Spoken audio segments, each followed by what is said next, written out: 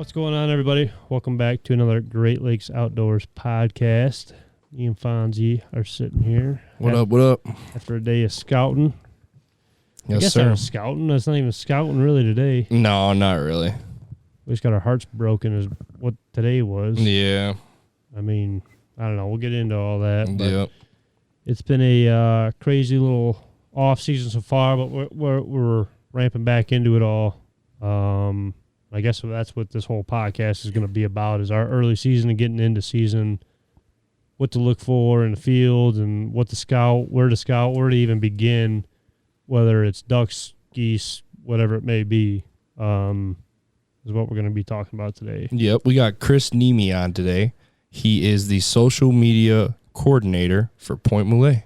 What's going on, Chris? Not much. What's up? Hanging in there? We're hanging in there. Having some beers? Hanging in there. Thank God you said it, because I already forgot it, man. I told you, man. I told you I was going to forget that. I told you. But, no, I mean, we're just going to jump on today. I mean, Chris, you got a couple fields, right? Yeah. You can hunt. With the festival coming up here soon, we figured we'd be able to talk about the festival a little bit. Definitely. And, talk a lot about just this early season. Everybody's getting the itch back. Everybody's getting out there. I think it's North Dakota, I think, already started their season. Which is crazy to even think that people are already killing birds this year. Yeah. I mean, for me, I don't even feel like it's even near season. No. It's pretty crazy, man. It's wild. It's wild. I wonder what the weather's like out there right now. It's got to be hot still. Got to be. It's got to be, right? Yeah.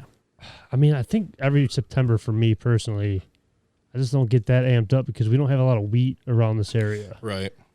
So it's like, it's going to be what it's going to be. We're going to scratch off what we can, and then we're going to go from there. And that's it. And then once the beans and corn starts coming off, let's play some ball. That's right. So, I don't know. But, Chris, you want to kind of introduce yourself and tell the people who you are?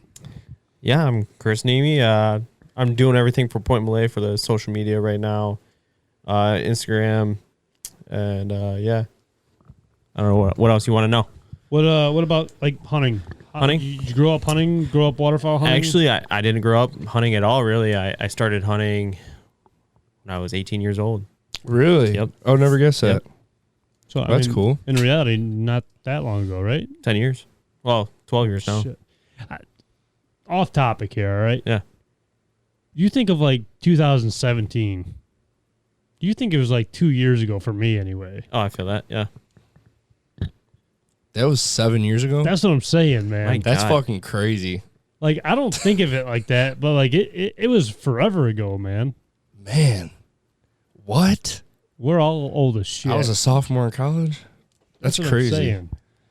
But, I don't know. So you started off, what? You Started out deer hunting. Deer hunting, Yep. okay. Started out deer hunting. Then Luke Werstein got me into the Old waterfowl. Old Yeah. panty sniffer. Panty sniffer Luke. Why you gotta do poor Luke like that, man? Gotta love Come him. on, man. Gotta love him though. It's Luke. It'd be all right. Yeah, he's a beauty. Yeah, he's fun though. Yeah, got into waterfowl hunting then. While now, but yeah, Luke started taking me out, and I got the niche. So what got you involved with Point Moulet? Oh, it's all the dinners around here with Gibraltar and seeing Bob Whitwam all the time. He's like, "Hey, you need to join. You need to join. You need to join." All right, fine. I'll come to a meeting. Came to one meeting. You know how they do like the $1 raffle or whatever? Yeah. My first meeting, I won the raffle. Oh, No yeah. way. It was like $45. He's like, you have to go to the bar and pay for everyone's tab. Yeah, there you go. So yeah. He talked you right into that. Oh one, yeah. didn't I think he pulled my ticket out. he? Him and his bum knee. Man. Both of them. Yeah, no kidding. But that's cool, man. I love having local guys on. Oh, like, it's like my favorite thing. And then being involved with Point Moulet Yeah, and like yeah. giving back to the land that you hunt. I mean, I love it. I mean, Gets me amped up. That's the biggest thing, though, right there is you said it yourself, giving back to the land that you hunt. A lot of people just go out there and hunt in our area, and they don't know what goes behind the scenes. Right. Yeah. I mean, look at the festival, and even from when you moved back, Fonzie, from Wisconsin there, look how much, like, we've got involved. I was a little bit involved beforehand, but, like, look how much you've gotten involved since you moved back with, like, just the community-wise, whether it be Point Moulet or Gibraltar Duck Hunters Association. there's so much that those guys do that people don't realize. Right. And where all the money comes from to do all the projects that they do there, right? Like how it's all raised and the bucket of funds that they do have. And, it's cool to see the whole behind the scenes of it. And it's especially nice seeing somebody actually running a social media account like you for Point Malay Waterfall Festival and trying to, all three of us are trying to get it back to where it used to be. And we know what it's going to take to get it back to that point. But the social media, like everybody knows, goes such a long ways nowadays. Yeah, definitely. So it's nice to see you kind of taking that over, and which we've talked a lot about that with you and somewhat tips, I guess, if we want to even call ourselves a tip giver. Well, I mean, you guys are helping Depends out. on who you ask, huh? No. Walked into that one, bud. No. There's like 5 of those on each podcast, especially when Jamie comes on. Jeez. Oh, Jamie. Or Zach. Zach, your mom's not getting away from this one. No, sir. No, sorry, Zach. No, but it is nice, though, to see the social media and even like the older pictures that you've been posting on there. Yeah. Yeah. It's Those been are sweet. super cool. Yeah. I mean, just the history of Point Malay, man. It's been insane.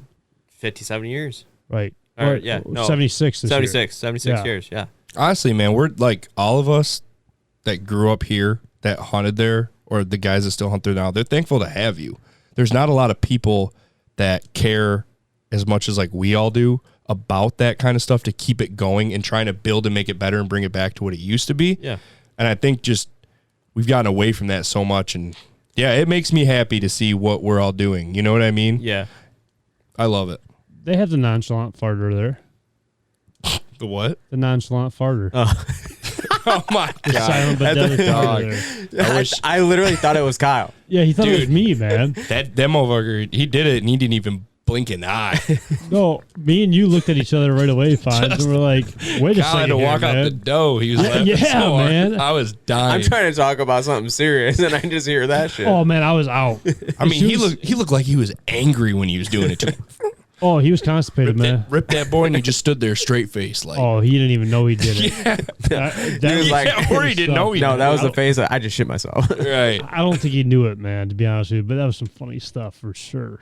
For sure. But no, I don't know. Going to these meetings and stuff like that, it adds a whole nother respect towards the land, though. Yeah. For me personally, and not speaking for you, but I could feel like you could say the same thing.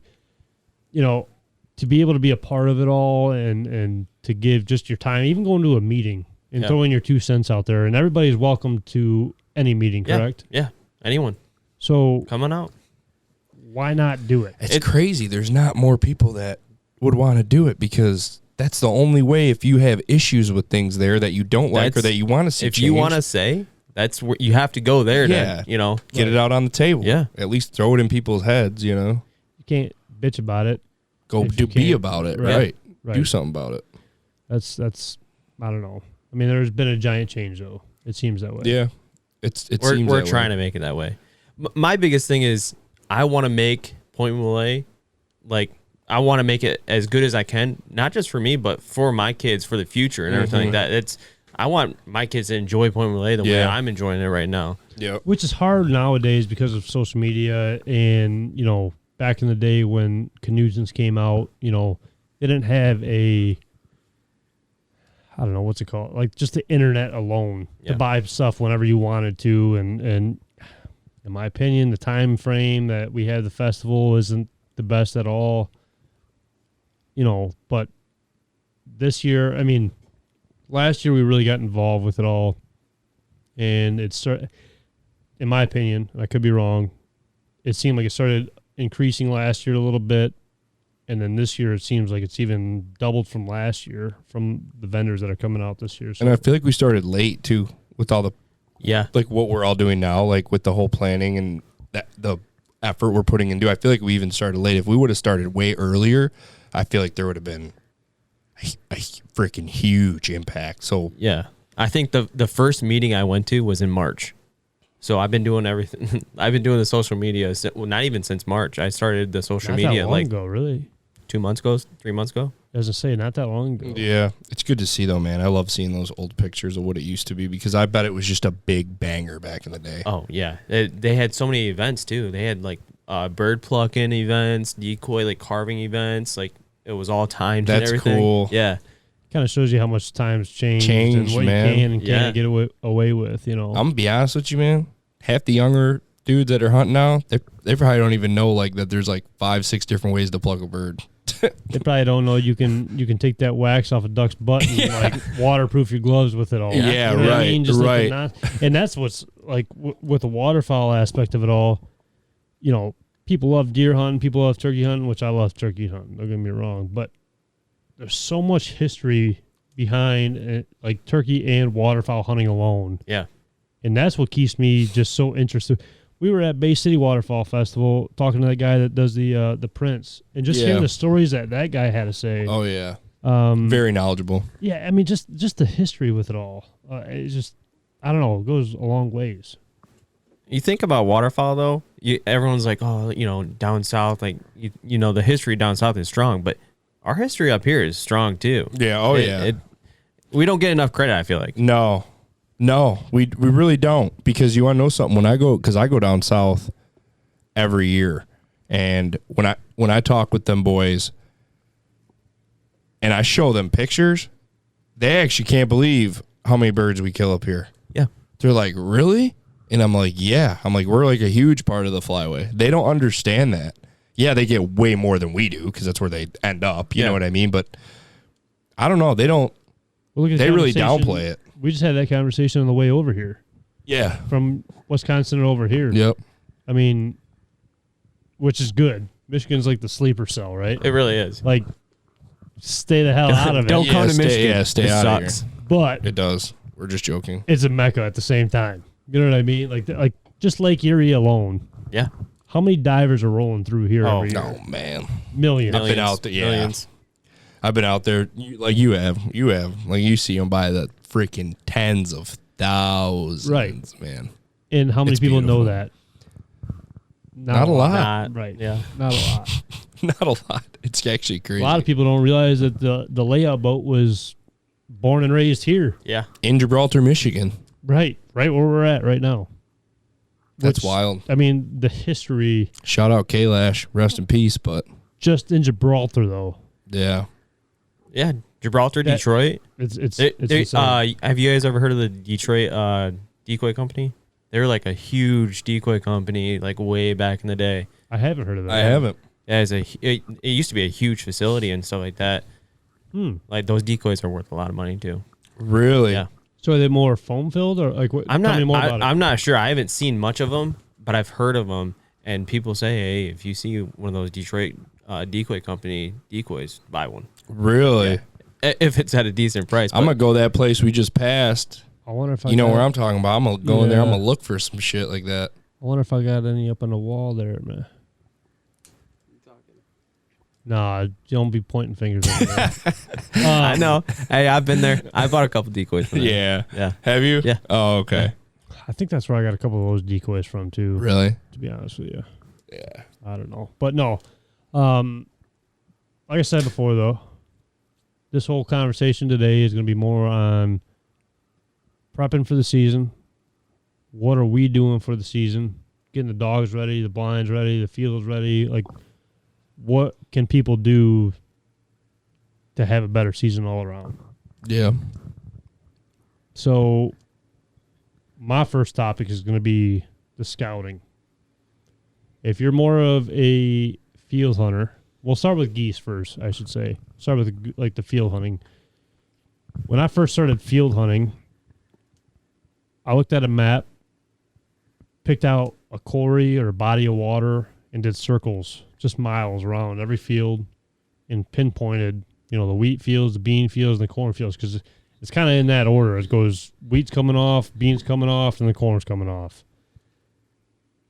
Once that wheat hits, that's going to be the first field that them birds hit off of that body of water. But my biggest tip to that is going to be, just because them birds aren't there early season doesn't mean they're not going to be there late season. So don't give up on that spot. But just go mile around, mile around, mile around, mile around. I don't care if you just get one piece of property out of them 10 miles that you just circled, or 30 miles you just circled. That one piece can lead you to a lot more properties down the road. 100%. I mean, the early season for me is tough, or for us is tough, especially this year. There's not a whole lot of wheat this year. A lot of people double cropped. A lot of people. A lot. It was just so what of a fall last year that I don't think a lot of people could plant wheat. Yeah. Hay for that matter too.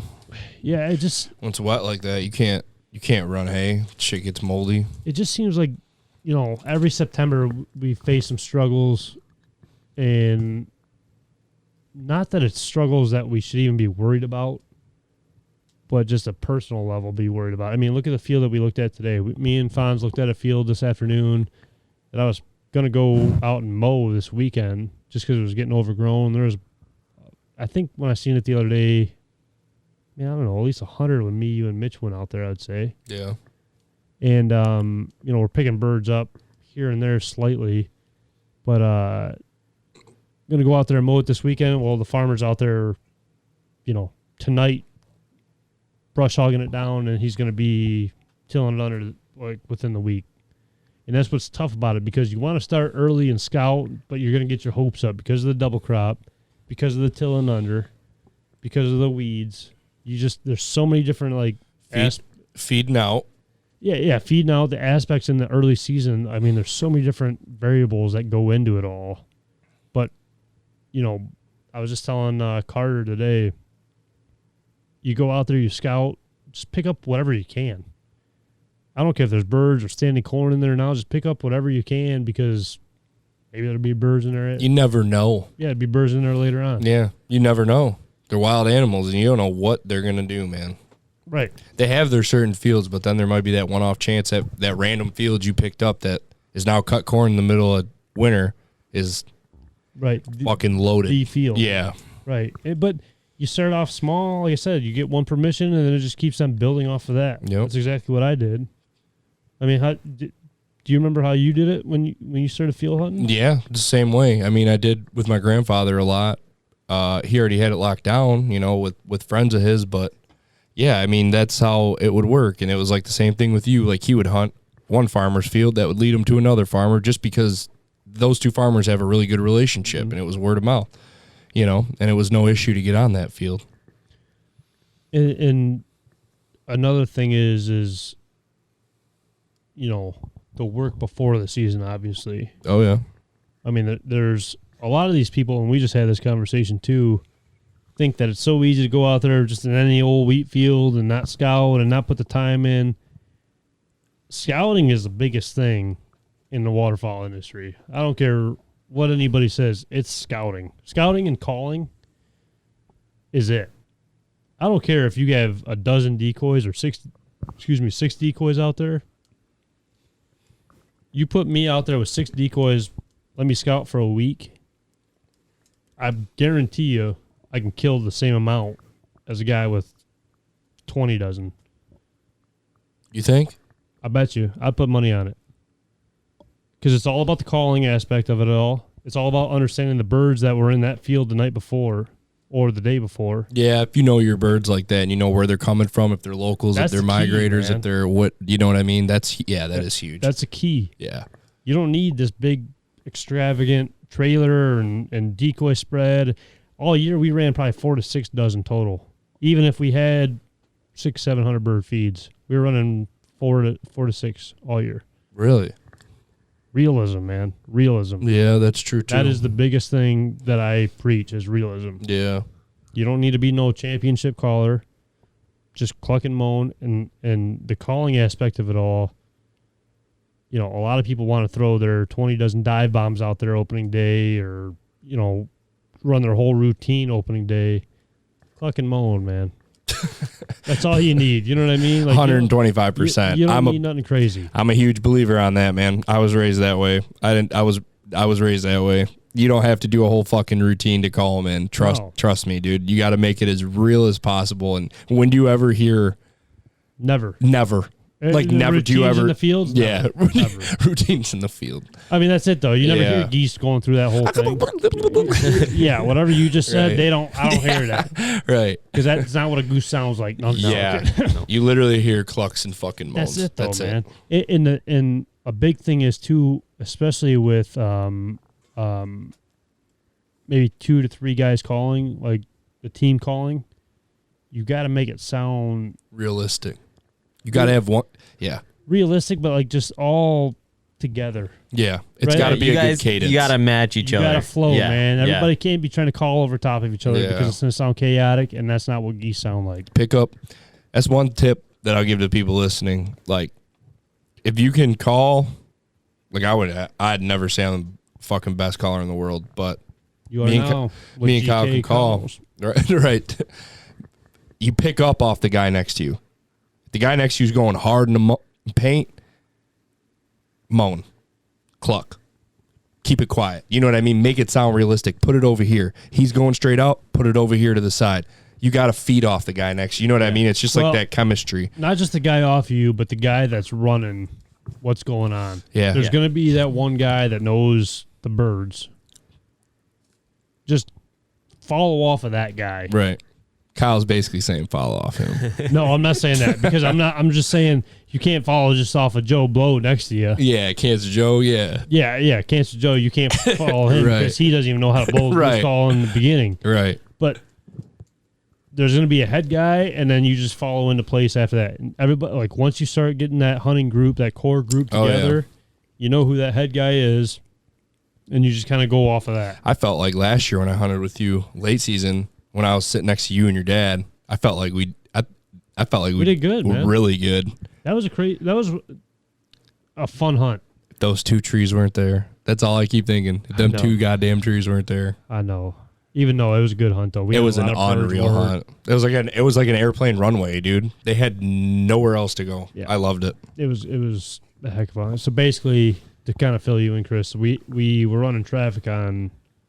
We were in between the X and the roost, and we had this permission on this little grass backyard, and we butted up next to the guy's garage. We put snow covers in the back because the guy's garage was white, and then we put the regular blind covers on the front to try to make it look like a little bit of weed or brush pile next to the garage. Mhm. And I think we ran maybe 3 dozen out there, I think. Yeah, it wasn't no more than 3. It was just right next to the garage. Killing them at And- 15 yards, 10 yards, Yeah. 15 yards. It, Just like, belly up. Right in the hole, Yeah. man. Right in the hole. Not doing much at all. And late season birds, so obviously they're a little bit smarter. Yeah. Yeah. They are giving it up. But that's what I'm saying. Just realism is the key. at the end of the 100%. day. Yeah, Keep I it agree basic, with though. you. Keep it basic. That's it. That- Everybody thinks they need 20 dozen decoys out there. You don't need that many. No, Mm-mm. no. What about you, though? You started off field hunting. Yep. I mean, what? With Luke, we had half a dozen. We started out with half a dozen decoys, me and Luke. So what was like your when you first got into field hunting, like you personally? Yeah. What was your kind of like thought process behind that? What was your thought process on scouting, or like did you scout at all, or like Oh, yeah. what was? Yes, I'm big on scouting. I love birds. I love just to watch them. I found this small right next to my turkey fields, man. Did you? Hey, I was helping you out. I'm I ain't just gonna take your joking. shit. I know. No, I think scouting is huge. The biggest thing is I want to know where those birds are going and where they're coming to. Mhm. You know, they're in this field. I want to see them pick up. At night where Right. they're gonna go. Yeah. You know? That is a big thing for sure. And if You you have can in the morning, try to figure out where they're if they're coming from there or Yeah. they're stopping somewhere else before. What's No. their first hit? Yeah. Right. The time frame behind scouting is a huge thing for sure. That's what sucks if you work. Right. That That is one thing. That We all sucks. have day jobs. yeah. Like me and Kyle both work. I mean, I can't even tell you how many people ask me if I'm just scouting, or if I'm just guiding. I should say, not just scouting. If I'm Yeah. just guiding hunts, it's like, oh man, we're just doing this for fun. So I don't know what's going on in the morning time out there. Yeah. Like I have no idea. We're just going out there because I putting time in during the week. If I see them in there 3-4 times in the afternoon, I'm gonna assume they're going in there in the morning. Yeah. Mhm. Yeah. I don't know, but early season alone, like your first early season, Yeah. what were you looking for as a new hunter into waterfowl? First of all, I'm looking for fields. I'm Like, looking. what kind of fields? I'm mostly I like corn. okay. But I'll pay if I can get a permission on any field. I want to get permission on that field because you never know. I like You corn. never know throughout. Yeah. I like corn. I like corn. It's corn. But so like obviously you're not hunting corn in September. No. But you're still looking for You it. know, yeah, if you can get on a wheat field that's, already harvested, Right. it's not tilled over. Yeah, that's first right away. Depending on the year, if beans are coming off early, try to get some bean fields. But, it just really depends on, weather and everything like that. Mm-hmm. If I tried to get some grass fields, like some hay fields and whatnot, but that never worked, But now I tell you what, when you do get permission from an older farmer or something like that, those old farmers, they go out to breakfast every morning. Yeah, they know talk. each other. They talk. Right. That help. If you're nice to those older people, they're going to talk about, you give them a gift card. They're going to be like, oh my gosh, they gave us a gift card and whatnot. Yeah, look, you guys probably get a gift card too. Yeah, right. So you personally, it's kind of a loaded question here. Yeah. You find a roost, or you find a loaf even, Yeah. say. You find out where the birds are going. Mm-hmm. You pull into the driveway. You look on Onyx or whatever. Not to plug up them guys because we ain't even a sponsor with them. But you pull into the driveway of the farmer. What is your way of going about it? First of all, I'm Because a going lot of people don't know, what to say, yeah. how to dress, or whatever. It ain't no suit and tie, No. but ain't no, I'm going to paint my face black like I'm going to be hunting right out there. You know what I mean?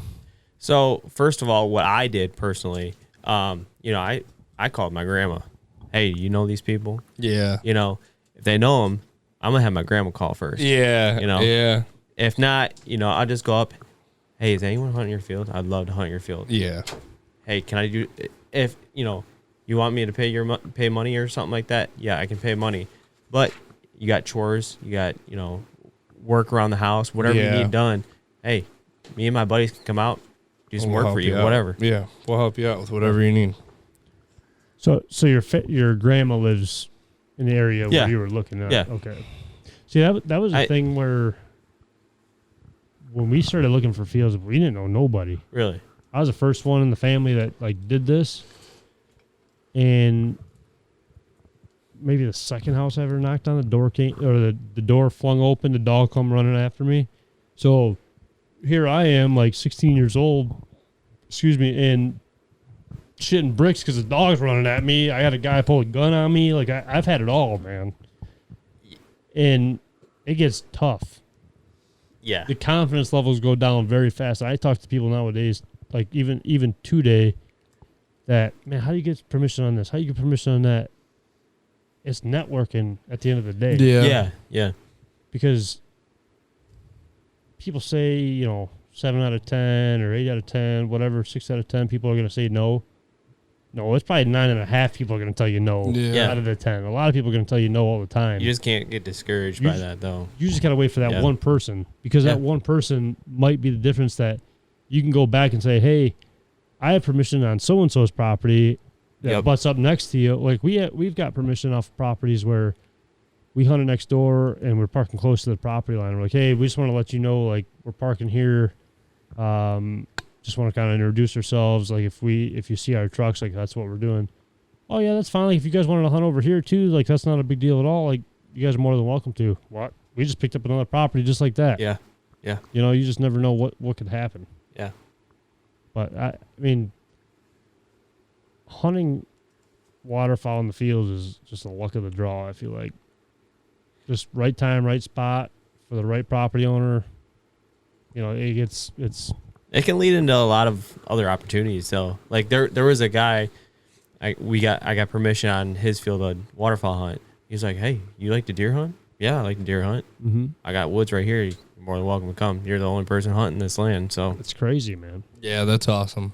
It's crazy. You're thankful for people like that. You know what I mean? Because people could be so stingy and they could be so worried about something happening and them getting sued. And that's a lot of it now in the game. And I don't know. You gotta be thankful for them people that do trust you, and you just always do them right, Well, a thing is, kind of what I was going to lead into next was staying up with your properties.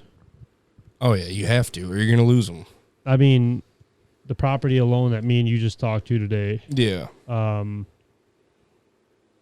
I hunted there for 5 or 6 years or whatever we were talking about earlier, and he even said, like, man, the first 3 years you guys weren't killing nothing out there. But doesn't mean I'm not going to keep up with you because I know the opportunities that could come about it. The other property down by the river down there, I hadn't talked to him in maybe a year, but he was excited as all get out when I called. Yeah. Like, if you don't keep up with the property, you're going to lose them just like that. Oh yeah. They like watching you too.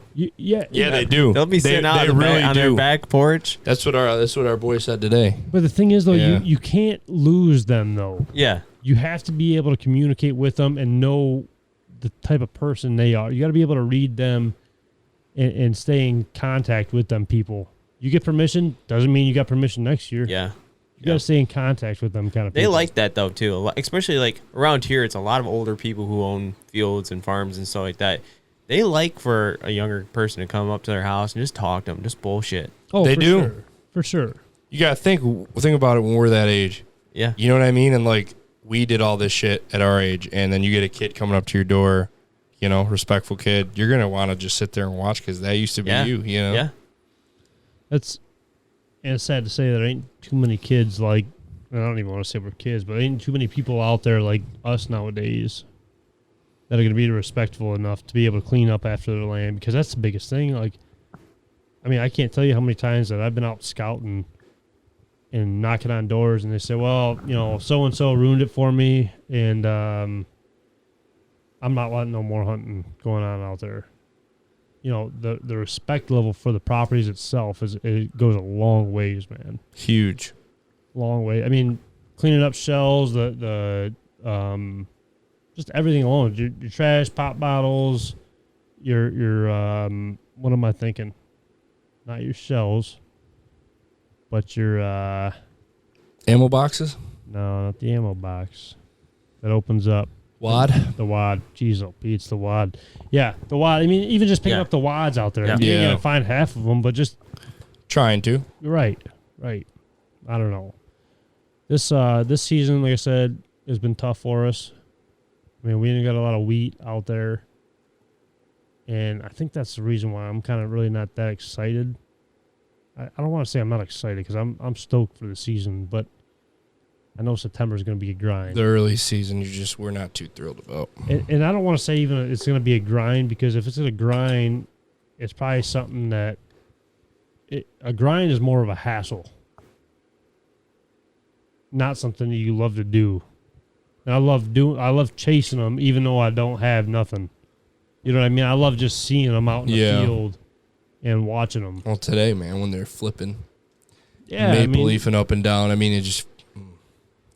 Doing it dirty. God. Yeah, And just to see them out there, I mean, I can't wait for the days that the flocks are just rolling in. Yeah. You know. But what have you done, Chris, this off season to kind of prepare you for this upcoming year? Well, anything special? Nothing too crazy besides scouting. Okay. I like, even in this like springtime, I'm out scouting, just looking for birds, just because I love it. But I don't know. Like, I'm looking to get some more decoys and whatnot. I haven't got new decoys yet. So I was just gonna ask, you add any more troops to the army? Any new decoys? No. Any new guns? Anything new for the season? I'm gonna get another new gun. I'm gonna get the new Weatherby 18i. Yep. So getting that. Actually, just ordered one. Hell yeah. Super Matt, shout out. But yeah, that's really about it. I'm looking to get more stuff for water hunting. Yeah. I'm a big water hunter, but that's about it, really. Yeah. That's all you really can do right now. I mean, like, we just brushed all our blinds in. What was that? Last weekend. I mean, I Saturday morning or Sunday morning? Saturday. Unfortunately, I wasn't able to make it, but the crew was out there and you guys were able to get it done. What'd you guys brush in? 3 A-frames? 3 A-frames, and we did the dog blinds. Yeah. Yeah. And we did the new permanent one. Oh, yeah. Yeah. We got one more permanent blind this year. You guys are able to work on. I think that was a kind of perfect time to brush in because you don't want to brush in too No, because then it starts early. shriveling up. Shriveling up, Drying out, Yeah. browning out. Yeah. Go ahead. Yeah, I don't have an A-frame or anything like that. I've strictly only shot out of a layout. So I've never hunted out of A-frame at A-frames all. will change your life, man. I'm looking forward to it if I can go out on one. You go out with us this year. You can go out with us this year. It's more of a natural position. Yeah. And when I first started getting into it, I was like, man, the A-frames ain't going to work out there. How can you blend them things in? My biggest thing with the A-frames is I don't care if we're running 4 or 5 guys. Let's run 3 A-frames because it's going to look more of like a weed line Yeah. than just a block in the middle of the field. You have to. You know, it's just Yeah. one of them things. But a big thing is, though, even brushing the blinds, you know, we did it this past weekend. You still got to green it up every hunt. You have still to. got to add on Always. to it Yeah. all. You know, a lot of people think that, I brushed it in and I don't got to do nothing to it. No, freshen it up a little bit, put some green in that thing because by the time you pull it out of the trailer in 2-3 weeks, I think 2 weeks, 3 weeks for us, I guess. Yeah, technically.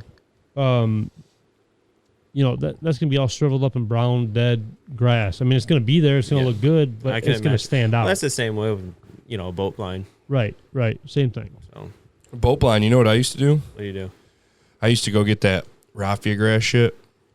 Cabella's the cheap shit. But then I would, because, dude, you go out there and that shit's not brown until the end of November. Like, I'm not even, you know that. Yeah. I'm not even kidding. Like, that shit does not start tanning up until the end of November.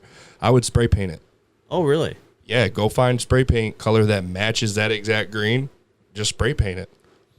It looks, and when you sit in those cattails or the Bragmites, it looks, you can't even tell the difference. But you got to find the right color green. Yeah. You can't be like that duck head. So I got a pond on my property. Yeah. And I let one side of the pond grow out. Yeah. And I'll just take that. Yeah. Or that too. Yeah. See, that's what's nice. Like this year and previous years for us, we've been super fortunate and lucky to be able to have the opportunity to be able to make these permanent blinds. Like we just dug out a new pond this year, which I don't know if we're going to hunt it this early season. I think you guys had geese locked up on it when you guys were brushing in blinds, no?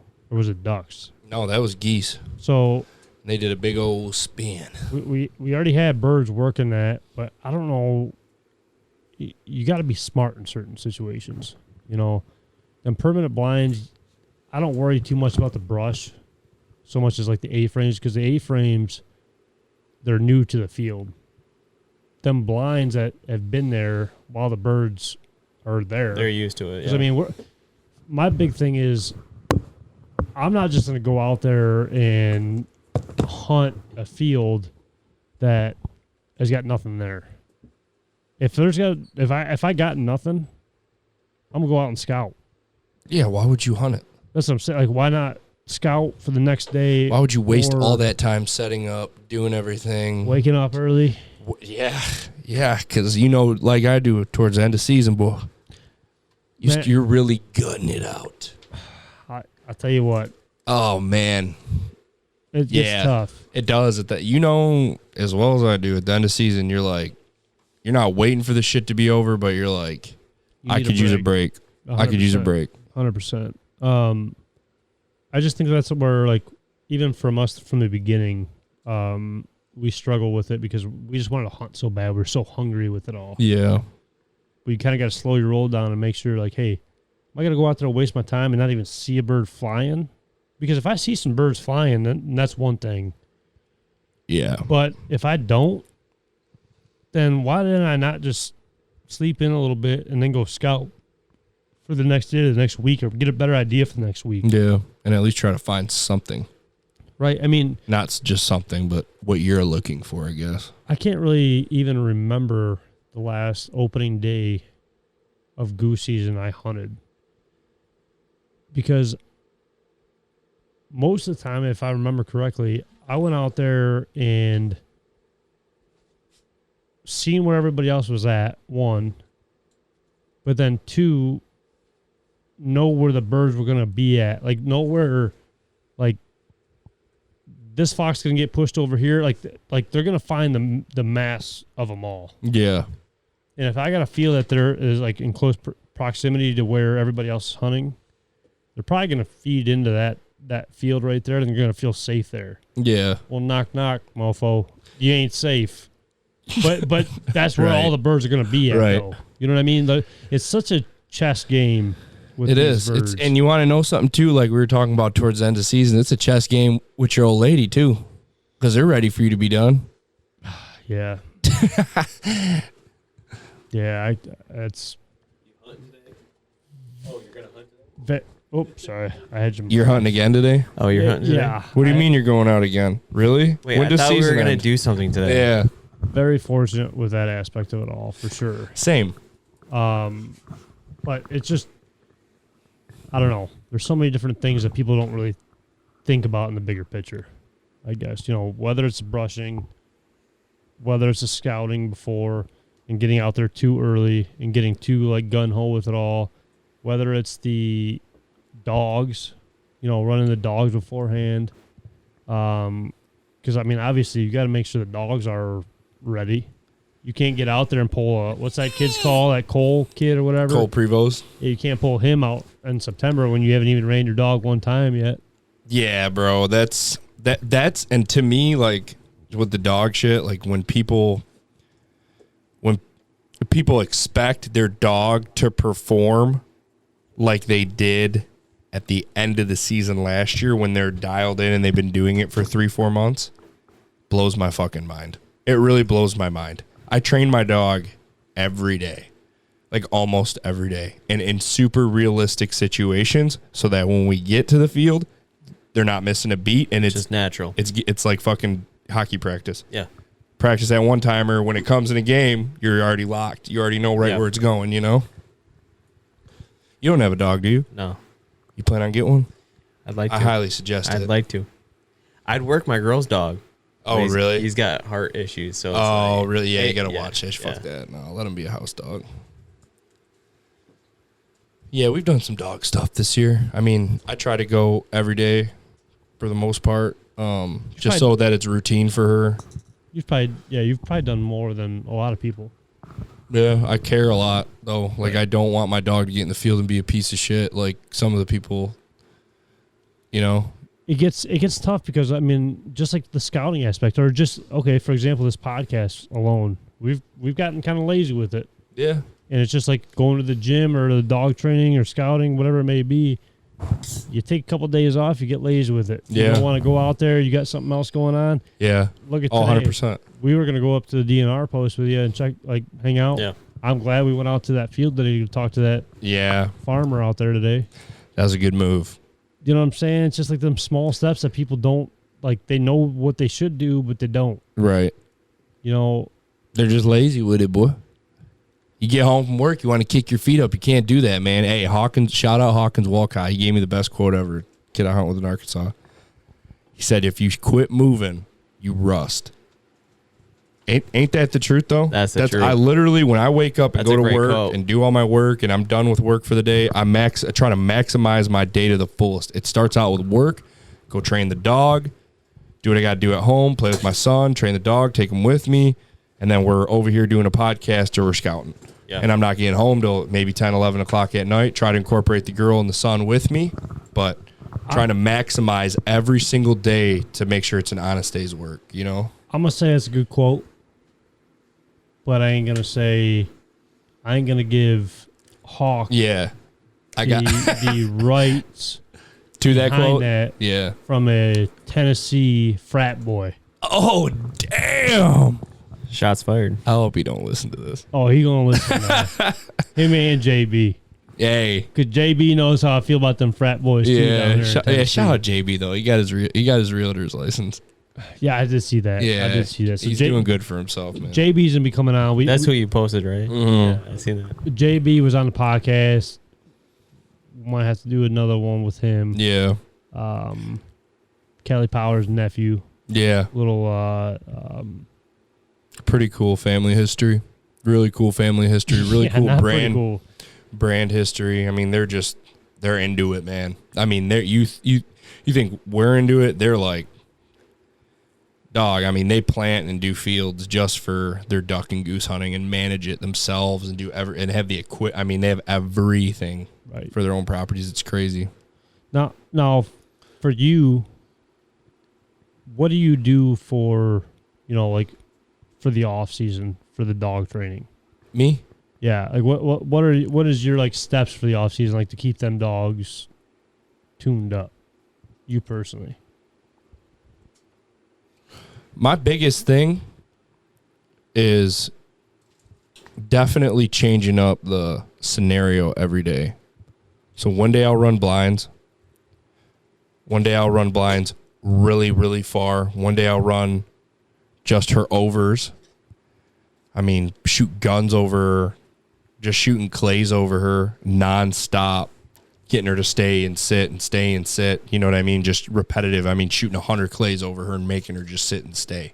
Like changing it up, shooting the launcher out into the water, doing a water day, doing a field day, working on her cast. I mean, I try to change it up as much as I possibly can, and I don't know, man. I'm so into the dog thing right now. Like, and I don't think that's ever going to go away. You know what I mean? Yeah. I was telling him last year, we went to Arkansas for 7 days, bro. Mm-hmm.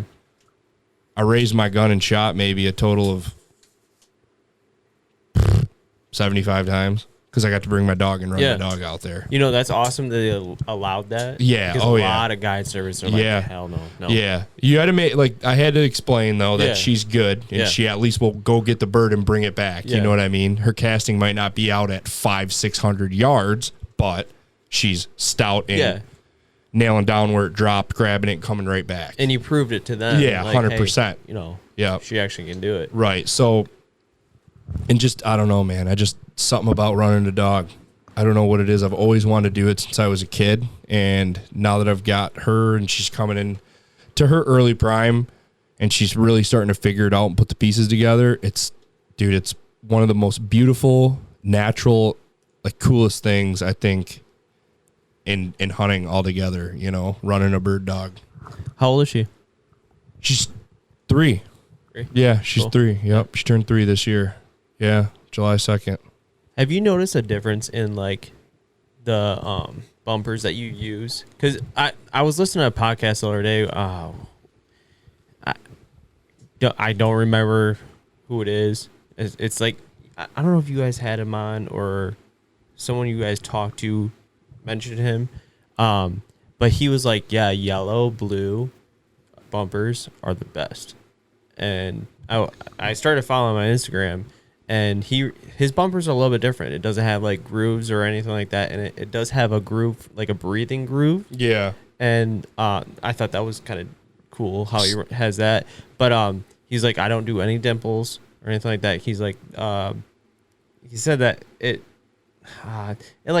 hurts the mouth of the dog and whatnot. So I'll be totally honest. I don't know if that with you. makes a difference. Yeah, I don't know. I've never heard into that.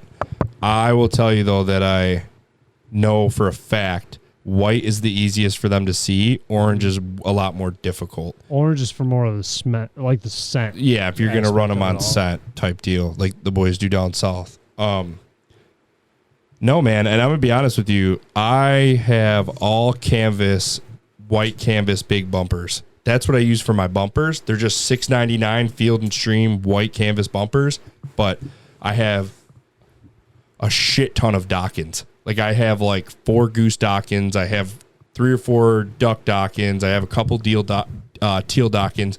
With her, she gets bored on the bumpers, but when I throw a Dockin or have piles of Dockins out there, she's on it. It's more of a realistic feel for her. She's smart. She's not dumb. Just the bumpers don't give her that euphoria I think that the Dockins give her. And then if you take some old wings and clip the wings on there, electrical tape some wings on there, I mean, that really gets her going. So, no, but the grooves and the dimples and all that, no, I've never heard anything like that. Or blue or yellow. Yeah. No, I haven't. Yeah. I don't know if I've ever even seen a blue bumper.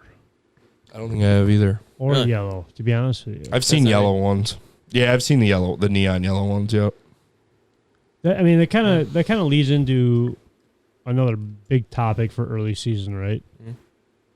A lot of guys get bird dogs in the summertime And when they get these bird dogs, they think they just automatically know how to retrieve ducks and are used to gunshots, and they're good to go.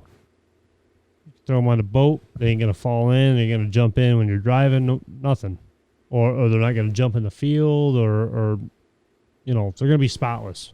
You're going to be able to whistle, sit, point, whatever. Oh, my God, no. It takes so long to get to that point. And a lot of these guys don't understand. I mean, the pigeon hunts that we do in the preseason aspect of it all, or just like the things that we don't even record or post or there's so much training that goes into dogs that people just look right past. I mean, we both know people that they don't do nothing with them, and their dogs can't even swim past the decoys, and they scream at their dogs, but it's you're gonna get what you put in. Like my dogs, I started off with the 20 gauge. I started way off. I worked my way in, and then once they were comfortable with it, I started with the 12 gauge and worked my way in. But you got to make it a game. You got to make them dogs want to do it. Because if you just think it's like you're the sergeant and you got a bunch of guys out there like that, they got to sit still and it's not fun at all, then dogs aren't going to have a single interest on wanting to retrieve a bird for you. They better have a really high drive. But you know what I mean? Like, yeah, it's a reward. Right. There was a guy that messaged me the other day and said, hey, I could get my dog to retrieve maybe one or two, but that's about it. How do I go further than that? How do I get him past that? I said, the biggest thing is just making it a game for him. I don't care even if you just go out there one day and play with the bumper. Yeah. Just throw it out there and make it a fun time with that dog. Not a tug-of-war game or anything, but just reward that dog running out there and grabbing that bumper, making it seem like that it's such a happy thing that he can do, which it is, but you got to just be different. So did you see that dog Prim posted, Remy? The black one today? Yeah.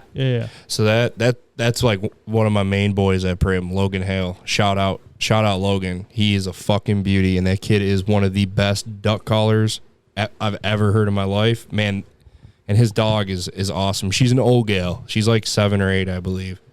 She's getting close, but he said all he ever did on his farm was play fetch with her. And he would throw that ball so far sometimes, or shoot it so far, or hit it with a baseball bat, he said. That's how she learned her back. And he'd tell her back, and that would be medium range. And he'd say, Remy, way back, go way back. And she'd push it another 200 yards. And all it was fetch. Like, he wasn't doing nothing like I'm doing. Like crazy intense, like docking training. Just a fun time. That's it, man. Yeah. That's a great way to but do her it. drive is high. But then again, you say that, but I've seen, like, I know there's a guy that I know I ain't gonna name no names, but this motherfucker I heard he gets up with his dog every day at 5 a.m. and trains her for like an hour, and that dog has the least amount of drive I've ever seen. She just doesn't have the natural drive. Do you know what I mean? Yeah, so you have to make it that you game. have to make but I think even with the game part, her demeanor was just calm. She didn't want to get in the water and do it. She didn't want to. It was like he was forcing her to do it. You know what I mean? You like know really your dog. forcing. You got to know your dog, right? That's why I always. And a big thing with that, though, is the e-collar. The e-collar, people abuse the crap out of that. Yeah, that's more of a tool than it is a punishment piece. 100%. Once a dog understands that, you ain't got to use it no more, man. Right. Because, like, I can't tell you the last time I even shocked Ellie. I just use a beep, and she knows what's going on. Yeah. Not that I shocked her that many times or anything, but just she understands it because I did it smart. Yeah. You know what I mean? Like, she's like, oh, man, here's a beep. I know what's next. I don't want to even mess with that. I'm coming right back. But it's still a fun time for her to be out there. And I think, like, the pigeon hunting in August is a perfect time to be able to knock the rust off, get them dogs back into it. I want to go so bad. I know. This ain't much around. There's just not exactly. There's nothing we can do. A lot of people double cropped. That's the thing. I know. Like I had a field across the road from my house, pigeons all day, and then those beans started coming up. Yep. I'm like, crap, that sucks. I will say, That's it. I got a spot, but it ain't gonna be a hunt. I'm saying for the dogs, man. Let the dogs go out there and get like 10 to 15 birds. That's it. We'll talk about it after. Yeah. We'll talk about it after. Because we got to get them going on some live action. Live action. Yeah. No, I don't know. What else you got for early season geese though, man? We talked about like You know what? Okay, hold on. Go ahead. Let's talk about spreads. You just took the words out of my mouth. Hey, you're the decoy man. You just took the words out of my mouth. Jake told me this weekend, don't fuck with his decoys. Just hand them to him. That's right. I'm going to go first hunt of the day. I'm going to kick them all over. I'm just telling you right now. I'm going to shoot you. I know you are. Spreads, man. That's a tough one. I'm going to start with Chris, man. Go ahead. Open it up with decoy spreads. Early season, it's family groups all day. Sir. And I ain't running more than 3 dozen. So early season is tough, man, because you're in the family groups. But the question is, do you want to be in those family groups or do you want to be where the birds are going to shortstop you? Because a lot of the time, early season is going to shortstop you. So early season hunts, you're going to get birds, your local birds that know the gig already. Yep. They want to be 300-400 yards off and you ain't going to do nothing about it. Mm-hmm. They just want to be by themselves. And you just got to come to acceptance and it is what it is. Yeah. My big thing with early season, if I can do a cross shoot, that's what I'm going to do. And I'm going to run maybe 2 to 3 dozen, but I'm going to run maybe 3 to 5 in groups, but spread them out. And if I'm going to go, the wind's coming out of the north, birds are coming from the south, and I'm hunting to the west or the east. Well, okay, I'll say I'm looking towards the west. I'm running those birds, obviously, to my right shoulder, sticking out, 30 to 50 yards out in front of me. But I'm talking about 20 yards to my right, and then running the whole pod. I'm going to make sure if they do shortstop me, which most early season birds do, I'm in the shortstop pocket. Yeah. If I'm in layout blinds, I might run, say, 2 to 3 dozen again. And I'm going to run like a kind of V type, right? I'm going to have some right behind me. I'm going to have off to my right shoulder and my left shoulder. But I'm going to be at the very front of that spread. Yeah. Instead of the back side of the spread, I'm going to be at the very front side of that spread because them early season birds are going to be very protective over the yearlings. Yep, I was just going to say that. And they're going to be very protective over the food. Very. So that's why they're all spread out, and that's where that murmur gets really, keen to it all because the murmur is like, there's food here, but it's mine. Stay the fuck away from touching my food and my kids' food. Yep. So that's a whole kind of swing back to where you don't have to run a whole routine, but just be there, simple, short and sweet, and just make sure you realize that they're going to shortstop you. No 100%. Yep. Would you say that you have it down pretty much? No. I'll never say that just because of the fact that, I understand what birds are going to do. Yeah. I understand that September is a very frustrating time of year, but I have a better understanding than what I used to for sure. Right. You know what I mean? I understand that I have to be in that short, You have to be in that shortstop pocket. You have to make it to where you're right in that pocket. They're all behind you, or they're to the east, they're to the west. You got to make it to where when they're going to shortstop, right? You're going to be right there, and they're going to shortstop right in front of you if you can. Which is what's a shortstop? Exactly. It means different things to different people. That's what I'm saying. So you might have those birds 20 yards, or the decoys 20 yards to your right, and then that's where you think they're going to land. Right. And they don't. They ain't no telling that. No, they're not in September. I cannot tell you how many times and how much sweat equity we put into chase birds last September, how many times we got short-stopped. It was the most frustrating month of September I've ever had in my life. Every hunt, I want to say every hunt we went on, we hunted every weekend, 3 days a weekend, pretty much, chasing, running around 3 counties. We got short-stopped almost every single time. We had maybe 2 good hunts in September. One maybe. Now, for you guys over there, what was your guys' problem? Like, what would you, like, looking back, and even just like what I just said, what would be like the struggle that You want to know had? you want to know the fucking truth? I'll tell you the truth. Well, that's what we're here for, man. Man, Come on, man. everybody, I don't know.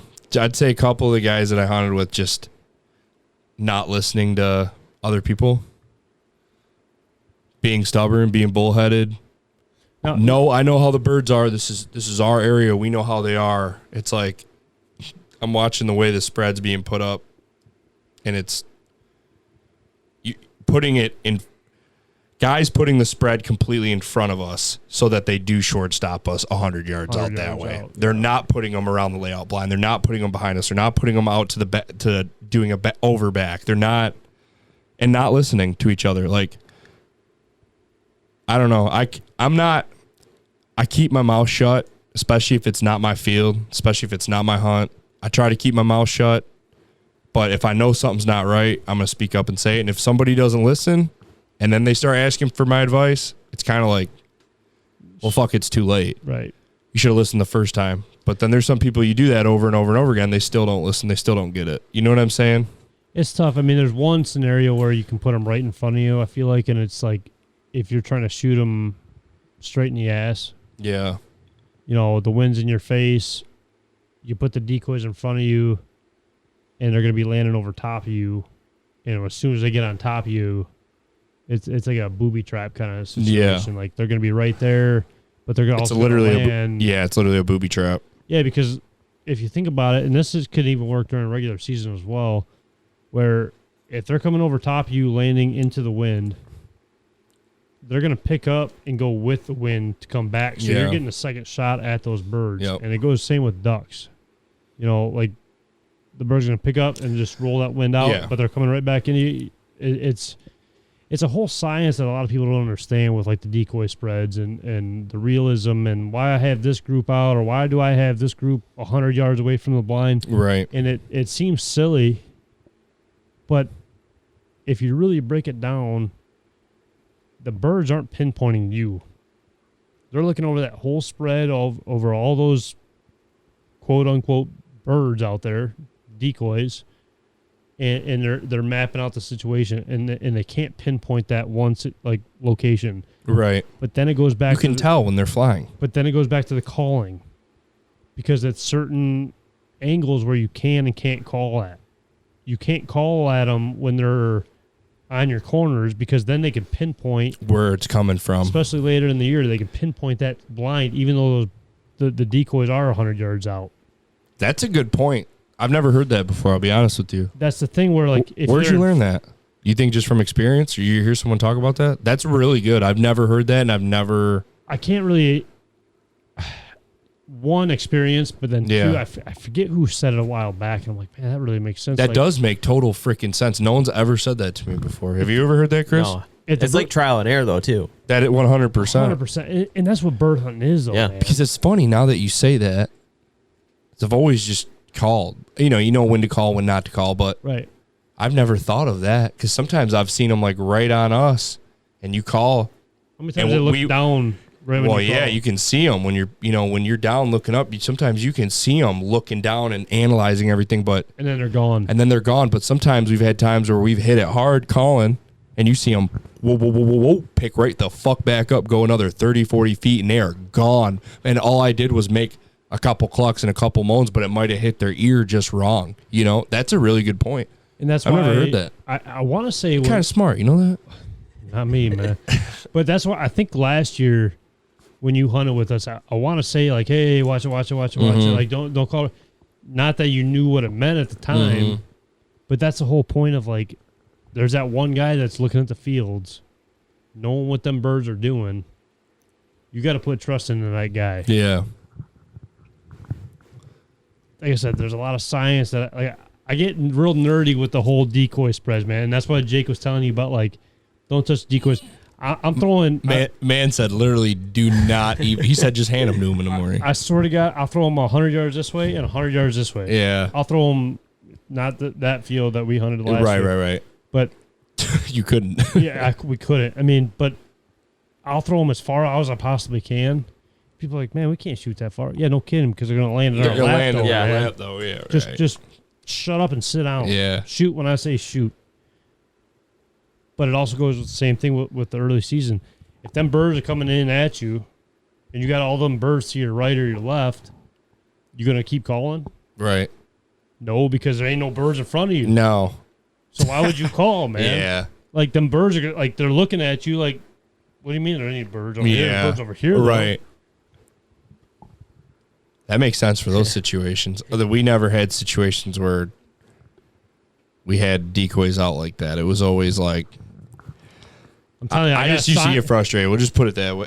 There's a science in my head, man, and we just got to roll with it half the time. That's all it is. Yeah. That's all it comes down to. You ever lay in like a small family group? Like lay out? I know you do A-frames. What do you mean? Like put them all in between your shit and put them all right on top of you? No. Like, you know, you got your family. You got your family groups. Similar to that, you have a family group, and you're sitting right in that family group, though. I have, but have you ever seen a layout blind from a drone's perspective? Yeah, if it's not. No, I really have. If it's not dug out, it sticks out like so bad. Yeah. If you don't have a good weed line or like the second you just growth see that big ass hump. It's not even the hump. It's like you could literally see the outline. Because a lot of the people, like, here's the biggest thing with brushing in blinds, man. You get there in the morning, you say, we're hunting right here, right? Where are you grabbing your brush from? Right here.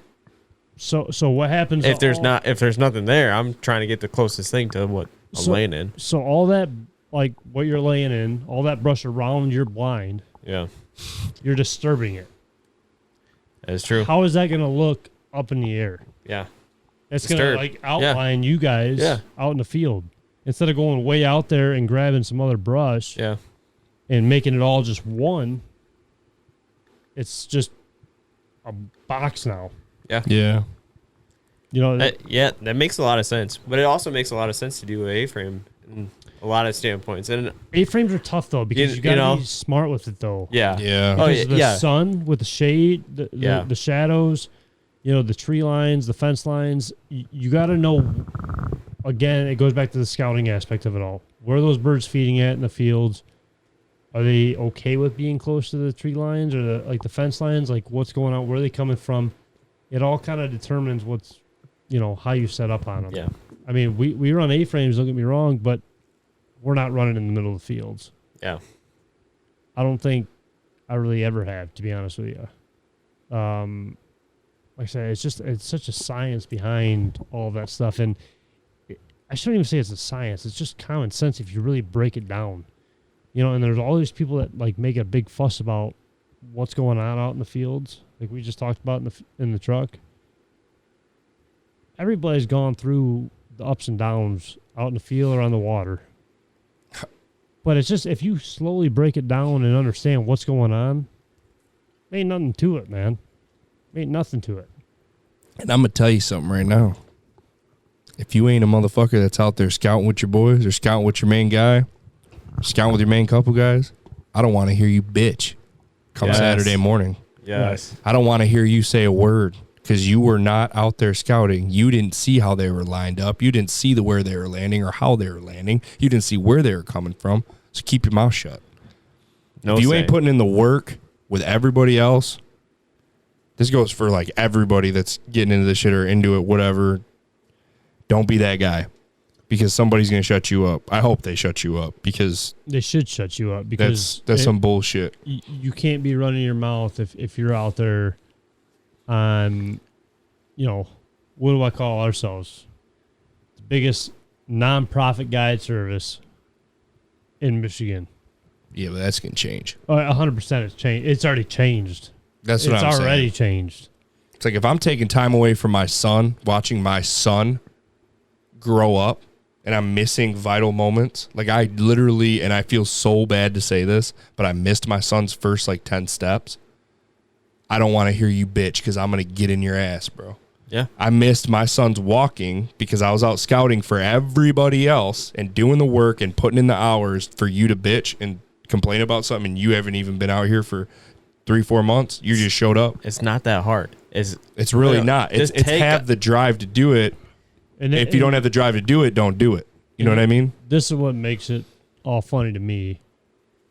And yeah, I said funny because Alex coming in this year from outsider's perspective, always saying, oh, so-and-so is the lead guy, so-and-so is doing this, so-and-so is doing that. You've been here since turkey season, basically. Mm-hmm. End of May. Can you name one other person that scouted from turkeys or waterfowl? Like anybody, like besides me and you, really? Like, can you name? No, not a single human being. No. And we're hunting 10, 12 people every hunt. Yeah. And then I'm hearing complaints about 10 birds getting killed that day. You know what I'm saying? Somebody crazy, say that. Man. Somebody say that this year. I'm telling you, somebody say that if this you really year. Because think I'm gonna get in their ass. It's pretty crazy. Yeah. And I ain't getting gas money or anything. We don't have to go down that. No, yeah, we gotta go down there. We got the farm truck now. Right. But I'm just saying, like, it gets crazy, man. It does. The bird hunting alone just gets people. I don't get how people don't like it. How they don't find the drive to want to do it, because I'm obsessed with it. Like scouting? Yeah, that's what I tell let me him. go out with you. Even I her. want to go with you. Even her. Like, she loves to go just drive. It's like she'll ask me to go scout. Yeah, same with my girl. She's like, hey, you want to go walk? You want to go? You want I'm to gonna go for time this Right. guy out real quick. Yeah. I'm gonna time him out. You're in time out, Hofo. It's just hard getting a hold of this guy. Shut the fuck. That's the biggest Give bullshit me a I've ever call. heard in my life. Give me a call. No, I get a hold of him, but he might answer 3 hours later. Yeah, That's all yeah. I'm saying. Fuck. Dude, I got a kid and shit.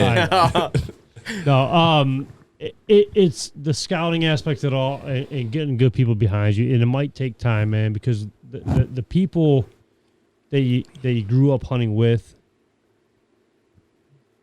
I'm sorry to say that they're probably not going to be the same people that you're going to end with. Yeah. And Shit happens. Life happens. life happens. Perspectives change. Your whole mental being sometimes changes. You know what I mean? Yeah. But I will say, too, and a big thing for younger hunters getting into the sport is don't judge somebody off of what somebody else says about them. 100%. I will speak from experience. 100%. Same.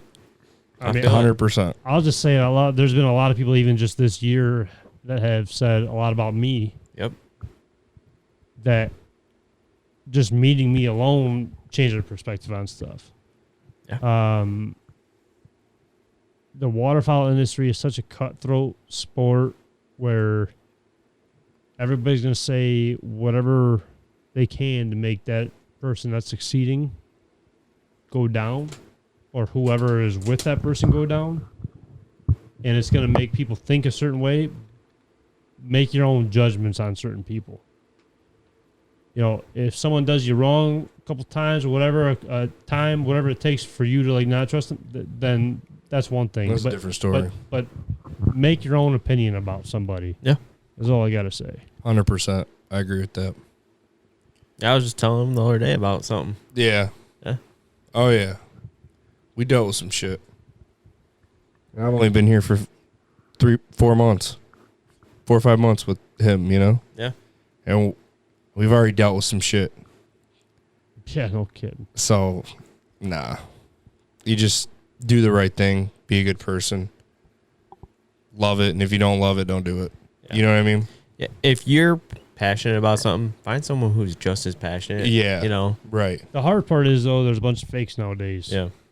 Social media's ruined that for us. Yes. I will be honest with you, because I think like you, like me and Kyle are very old school when it comes to shit. Yeah. And I just think social media has not ruined the game, but it's definitely putting a whole different twist on the game and the way people view it and the way people think that it goes, and it doesn't really happen that way. And people aren't, you know what I mean? Like there's a lot I think social media has put a negative effect, but also a positive effect. Yeah. Well, it's not showing the backstory behind everything, right? So, No, you're getting surface level shit.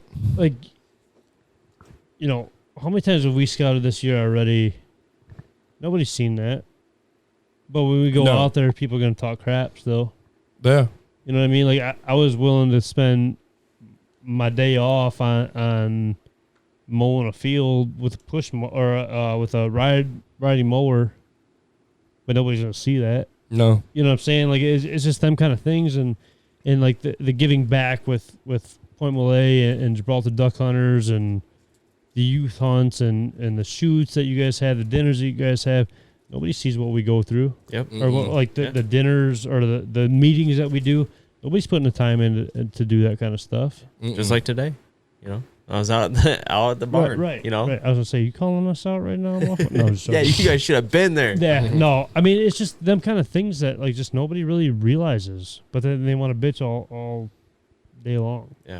I Oh, don't why know. isn't this like this? Well, And I know Point Muley gets it a lot for sure. yeah. For sure. But no, I mean, we talked about decoy spreads a little bit. We talked about the scouting aspect of it all. I wanted to talk about things like don't be that guy in September or August. What do you mean by that? There could be a lot of things you mean by that. I got two right off the top of my head right now. Let's hear it. Let's hear it. Don't be that guy that texts me in August that I haven't talked to all year 100%. and wants to go out and hunt. Yeah. Kyle, hey man, when Hey, we hunting? Long time no see. When we hunting? And it's the day before opening day. I got another one today. Same guy. Man. Oh man. But that's the thing though. And then my number 2 is don't go out opening day and say every flock that comes in, I'm sorry, but you didn't shoot a triple, man. You didn't shoot a double even. You're lucky you even shot a bird. Don't be that guy because nobody likes that guy that says, oh, I just shot a triple. I just shot a triple again. Yeah. No, you didn't, man. We got 10 other guys out here shooting at the same three birds that just came in. Yep. You didn't shoot shit. You couldn't hit water if you fell out of a boat, man. You couldn't hit water if you You know what I'm saying? Yeah. though? Like those are my two biggest things right there. And then try to be in with the group, and then like the scouting aspect of it all. You know what I 100%, mean? yeah. Like that's me personally. You guys got any don't be that guy kind of situations? don't be that. Literally, don't be that guy that texts us or texts me fucking 2 weeks before season, asking when we're gonna go hunt, what you've been doing, what You you've wanna been hang up to. Yeah, you want to hang? You want to grab some beers? No, I'm good. Yeah. I'm gonna sit here with my old lady or something. You know what they're doing. You already know what they're doing, bro. It's Can't win with us if you didn't spin with us. That's what I say. I feel that. You know? and the thing is though, the guys that we're talking about, they won't even realize it. No, not at all. That's They're the sad part so about bird it all. crazy and just like kill crazy. They won't even realize it. And it's like, we're talking about you. You know what I mean? Like, I'm looking at you and I will say it to your face. You know? I don't know. It's a whole situation. It is a whole situation. What about you, Chris? You got any don't be that guy situations? I do. Don't be that guy. No, we need to be set up right here. We need to set up. No, Yeah. bro, I've been scouting In this for a couple field. weeks now. Yeah. No, we're setting up right here. Yeah, we're setting up right over here where they're going to feed into, right? Yeah, don't be that. Yeah, don't be that guy. Don't be that guy that's hammering on your call opening day. And that's the first time you called all year. Yeah, and that's the first time you called all year, and you sound like you're deep. I'm not even gonna go there, but Yeah, deep throat. I'm more saying this for teal season because I'm more of a duck hunter, but yeah, I mean, you don't necessarily even have to, you call don't. for a teal. You don't. I had a conversation with a call company today. You don't. About a guy wanting a teal call, and he's like, "Do you guys just use a mallard call?" And I was like, "Welcome to the waterfowl industry, man." Because I personally do, if I'm even going to call at all. But like you say, you ain't got a call, man. No. So if somebody's like, I told him, I said, Teal, bro, of all things, really. welcome to the waterfall industry where the petty's gonna get pettier. Yeah. You know what I mean? That's gonna be the moral of the story. You got work in the middle of summer, like building blinds in the middle of the heat, and they can't come. Well, guess what? They ain't gonna be there when it's getting good. Nope. Hey, I got one more. Don't be that guy whose dog, Yeah. and I think you already know who I'm talking about, Dog's a good one. Yeah, I do. running around in the middle of the field and we got birds working and you're not even yelling at your dog. You're just letting them run around the blind, letting them run out in the field. Ooh. Especially if Yeah. it ain't even your hunt. Yeah. And you're trying to make it like it was your hunt. Well, I'll get one here too. Yeah. Don't ask if your dog can come.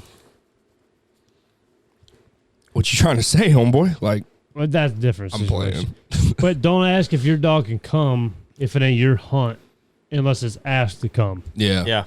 Because it's the worst thing, like the worst situation ever to be like, nah, your dog can't come, man. That's the worst to tell somebody. about Yeah. that. But at the same time, we're going to run our dogs Yeah. before somebody else is going to run their dogs out there. I don't really think anybody else has dogs. I got a couple guys that do. Oh, really? A couple guys that do, yeah. But like,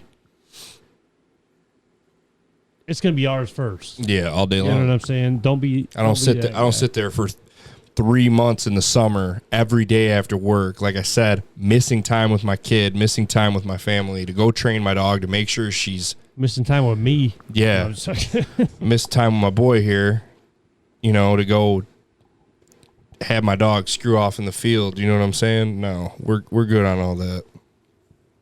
You got any more, Chris? Don't be that guy. Yeah, you do. You just don't want to say it. Don't be that guy. They don't say nothing. No, I'm just playing. I'm playing. They don't say nothing. Yeah, I'm playing. No, well, and it goes back to even like the guy that complains about the birds or like not seeing birds that day. Don't be that guy. I just pray to God for their sake. No one does that this year. That was not out there with me and you 3-4 days a week scouting or even asking to come scout or us maybe giving them pins and them doing it themselves, you know, going a different way. We'll go one way, you go the other way. Well, you can see how that's going so far and how many people have asked us. That's so crazy to me. Hey, now. Bro. Yeah, No, you're different situation. I give you credit, like, because I get family hunts with us, like I get it, like it's Yeah. family, you know what I'm saying? But some of the It's been about 3 years, man. it's crazy. Some of the other, like, it's like I would be. That's just me, just because how I am. But I'd be so much more cutthroat on that shit because it's like, Well, people think I'm the bad guy when I do call them out for them situations. I'm the bad guy that. Well, are you kidding? Look how much time Oh, we I- spend doing everything that we do, though. I've got like told I was a bad guy with like, well, you got all this time. I don't have all this time, man. I'm making this time, and Sid's, thankfully okay with me being gone Right. this amount of time from the house, because if not, we probably wouldn't have nowhere to hunt. That's what I'm saying. Prime example today about talking to the owners, the property owners, Yeah. the farmers. Who else is doing that? Nobody. But I mean, prime example. Yeah. You know what I mean? Like, Yeah. It's also Yeah. a courteous thing. If you want to hunt with these people, put in some time. So, Put in work. So Like, here's the thing. I don't get that. You want to win with us, like I said, you got to spin with us. You have to. 100%. Here's the thing, though. That's it. People will say, "Hey, let me know when you're going. Let me know when this. Let me know when that." And I think that's good, right? That's a good start, They yeah. think it is. Well, I think it's a good start. it ain't a good start because No? it's an excuse. Because the I people tried. but- I tried. I reached out. but the people that know me, Okay, that's a different story. do you know what I'm saying? Like the people Yeah. that know me, they know No, you're out there every day. I'm out there every day. So text me, say, "Hey, What time you going when we tonight? going? Yeah. or where do you want me to go?" Yeah. I don't need you to drive out there. I'll drive out there myself, and I'll let you know where the birds are. Right. Let's switch it up a little bit. I'll drive out there, and you don't got to come. You just relax for once. Yeah. It's an excuse on saying, "Oh, let me know when you're going," because that's BS. Yeah. And how many people do you know that scout that much that get told that they're not going through the contacts to see who's wanting to go out that day. Yeah. They're going to their main core. They're just going. It's a You're good just going. excuse to say, "Hey, I tried." Yeah. That's all it is. Yeah. They just want to have that arsenal to say they tried. Yeah. I mean, you said it yourself, man. I'm smarter than I look. Yeah. Sometimes. A lot of the time. No. Minimal of the time, yeah. I'm playing. No. You, Chris, you got any questions for, like the field hunts or anything? Yeah, I actually do. Let me pull some stuff up. So, What you got? one thing. Have you ever thought about, when you're putting decoys out and stuff like that, you see Dive Bomb, they got their all black Oh, God, silhouettes. Here we go. I'm just saying the all black. What do you think about just throwing some all black decoys out? Like if someone were to get a bunch of used decoys, they're just shit. I'll let him paint them speak on black that first. Put them out in the field. What's your thought on that? So, Because a lot of people do that for duck hunting. Yeah. back in the day, people used to use, and I know some even outfitters that use just tires with goose heads on them. Just black and white, just something out there. Because the black and white's going to pop, right? If that's all they got, then that's all they got. I got no problem with using like the all blacks or whatever it may be. The all blacks is more of a purpose of, hey, can you end that, Alex?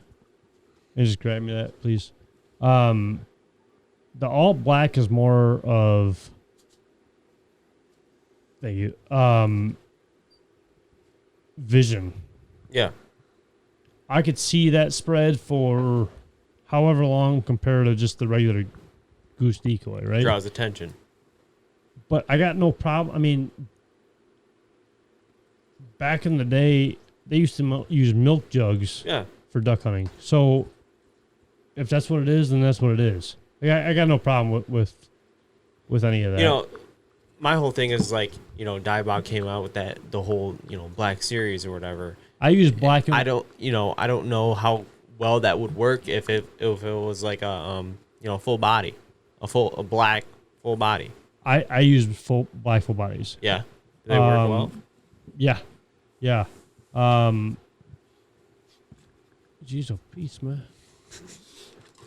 Chris, coming up in your chair now. Yeah. So I use black full bodies, but I use them more on, like, you got to pick and choose when to use them, right? So, like, we're coming up on an early season goose here in Michigan, and I'm going to use probably 2 to 3 dozen decoys tops until probably the last weekend of September, because that's when the calendar migrators are coming through.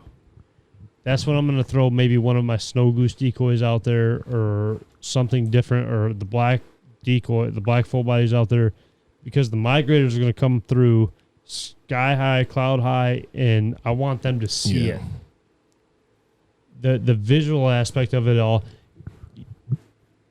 There's going to be like hen mallard, brown, right on the water. You'd think you'd be able to see that. Mm-mm. It blends right in, man. Yeah. Or even a canvasback, say, that blends right in. A black duck pops like crazy.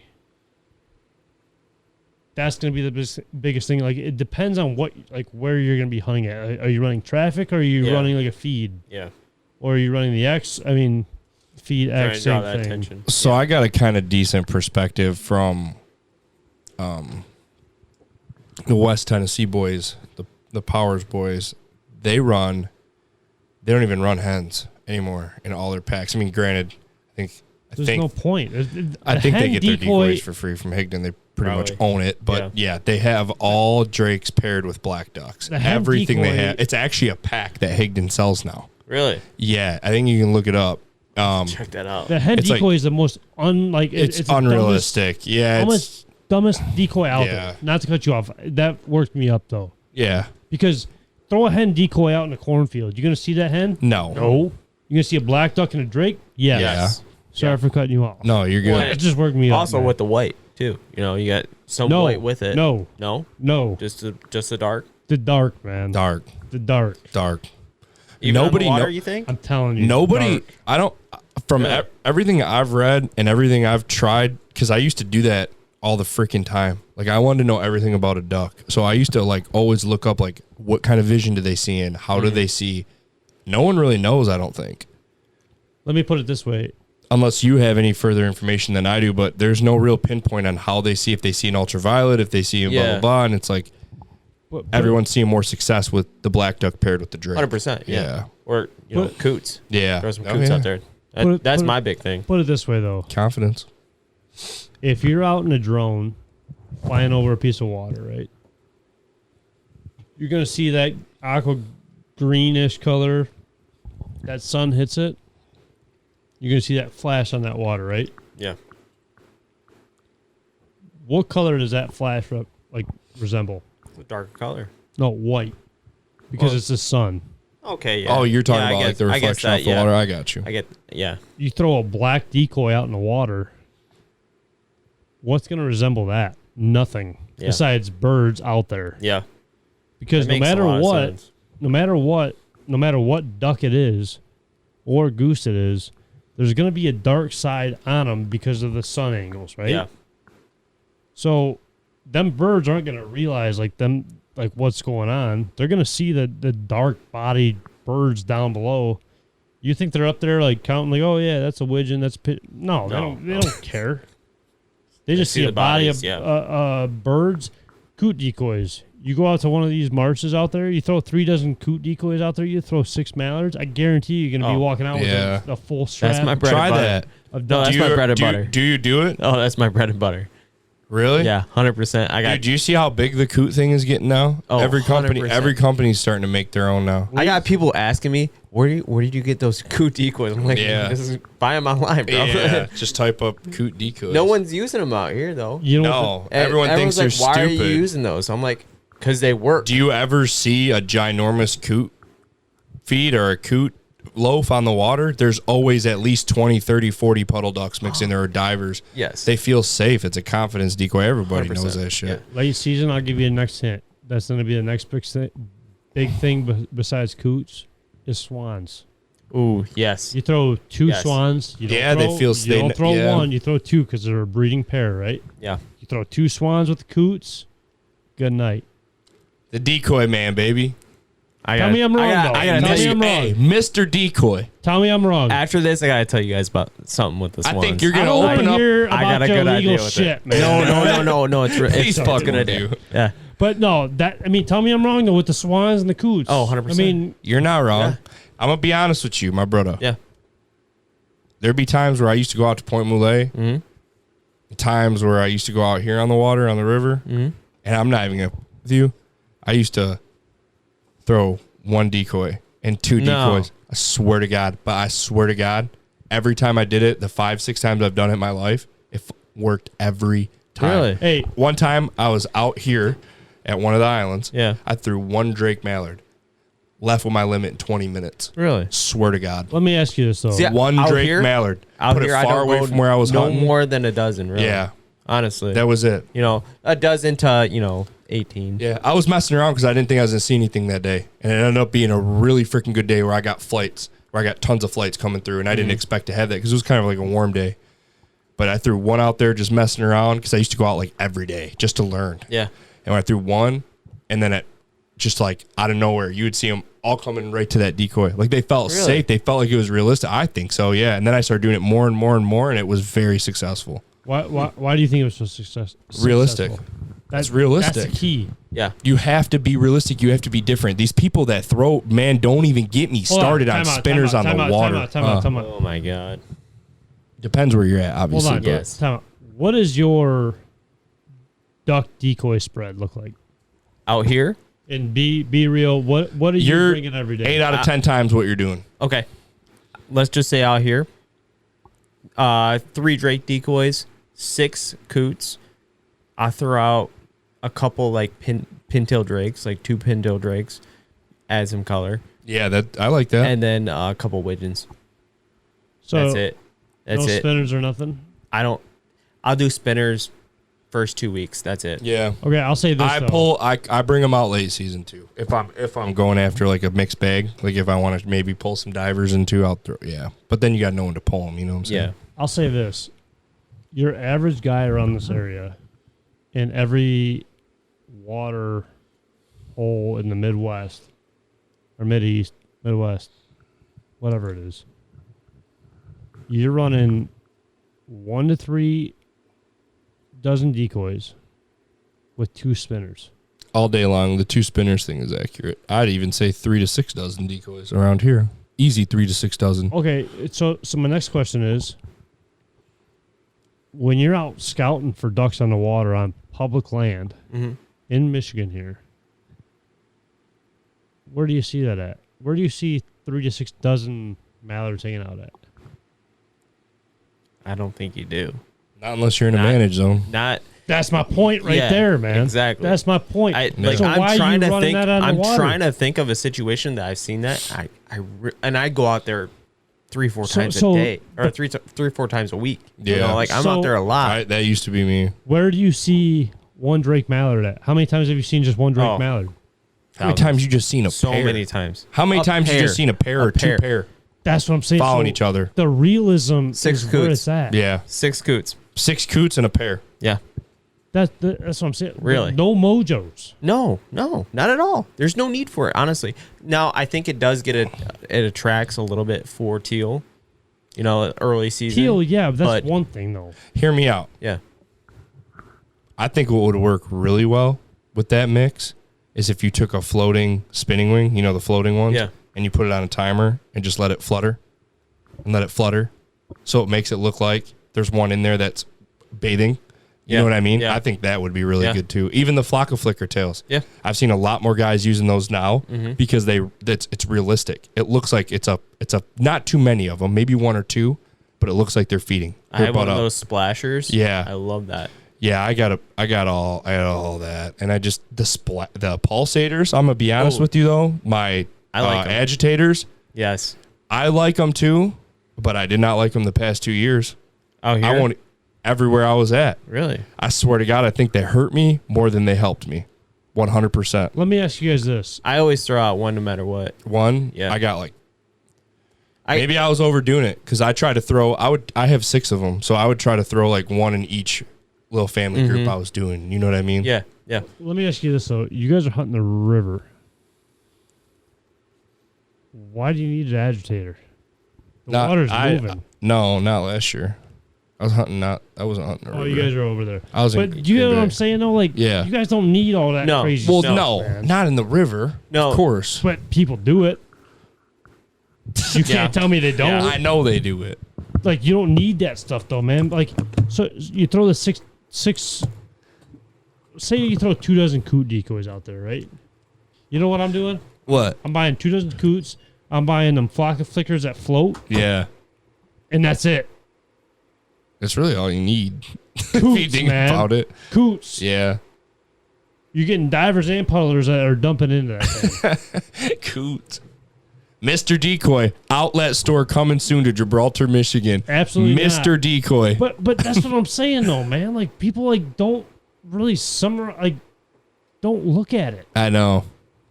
Like, it's just You want to simple. know what I think a lot of it is too, though? I could go on and on about this shit. I think a lot of it too is like people just want to show off what they bought. Do you think that's like a thing too, like to their I buddies? get it. Yeah. Because then you get a buddy that's like, "Damn, bro, you got those new packable Dakotas. They look so good." And people love to hear that shit.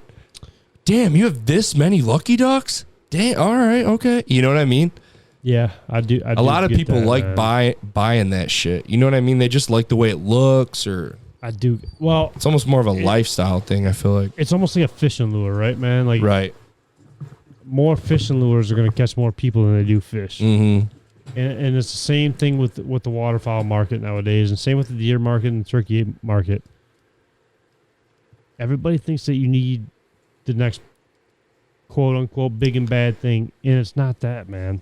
My big thing, even like say fishing, and waterfowl. Waterfowl, you used to be able to shoot ducks over milk jugs that were painted black. Yeah. Fishing, you used to catch fish over wooden hand-carved lures. Yep. Mm-hmm. You don't need that $70 swim bait. Our boy that we had on the podcast before said one of the best things I ever heard. He was like, yeah. He's like, these people are always coming in the store, buying more decoys and buying the latest and greatest, thinking, and they're going to kill more ducks. They're not. And they're not. They're not. It's a fucking scam. I mean, Sorry. honestly, unless you're hunting like a private corn water hole that you have, yeah, throw out fucking 5 dozen and make it look like there are 1 million ducks, because there probably are 1 million ducks in your loaded. You know what I mean? So It's just, I don't know. But that also goes with scouting, though. You know, if there is a lot of ducks, you know, you time want to out, scout a though. lot. right. Let me ask you this. Yeah. You got a private hole, right? Okay. You got, I don't know, 300 to 600 mallards that are dumping in, right? You throw 3 to 4 dozen mallard decoys instead of throwing 2 dozen mallards. And mind you, you got pintail, you got widgeon, everything that's coming into this hole. And you just throw the 3 dozen mallard decoys out there. You think them birds are not going to come because of you don't got no pintails or widgeon decoys out there? They're still going to do it. Yeah, they're always going to do it. That's what I'm saying, Time man. after time, I've seen it. It's a waste of money with them situations. The only time I've ever, like... I started off, though. I started off that way. I started buying pintail decoy. I sold them all because I don't need them. You get sold out. I still got my 6. But you get what I'm saying, though? Like, Yeah. You Well, don't- it's I different just throw for my you. pintails just for color, just to add a little. That's what I do. I try to add the white in there, especially late season when you're getting the divers and that. I always will throw all 6 out, like in a little pod. You know, you have to. Yeah. But the color around here, like the pintails, though, like, do you really think them birds are really looking at that? No. We're just saying for color, just for white. So why I mean, not you throw- go do a bufflehead. You could do a fucking bluebill. It That's don't what matter. I'm saying. Yeah. That's what I'm saying. Like, so why not, like, You could spray paint something white on. Yeah. in your, like, grab a 6-pack out of your diver pack and throw them in your puddler group. Yeah. Yeah. Yeah. You know what I'm saying? Like, 100%. I'm going to be honest with you, man. Now that I think about it, we had a banger hunt last year with my father-in-law on public in the bay.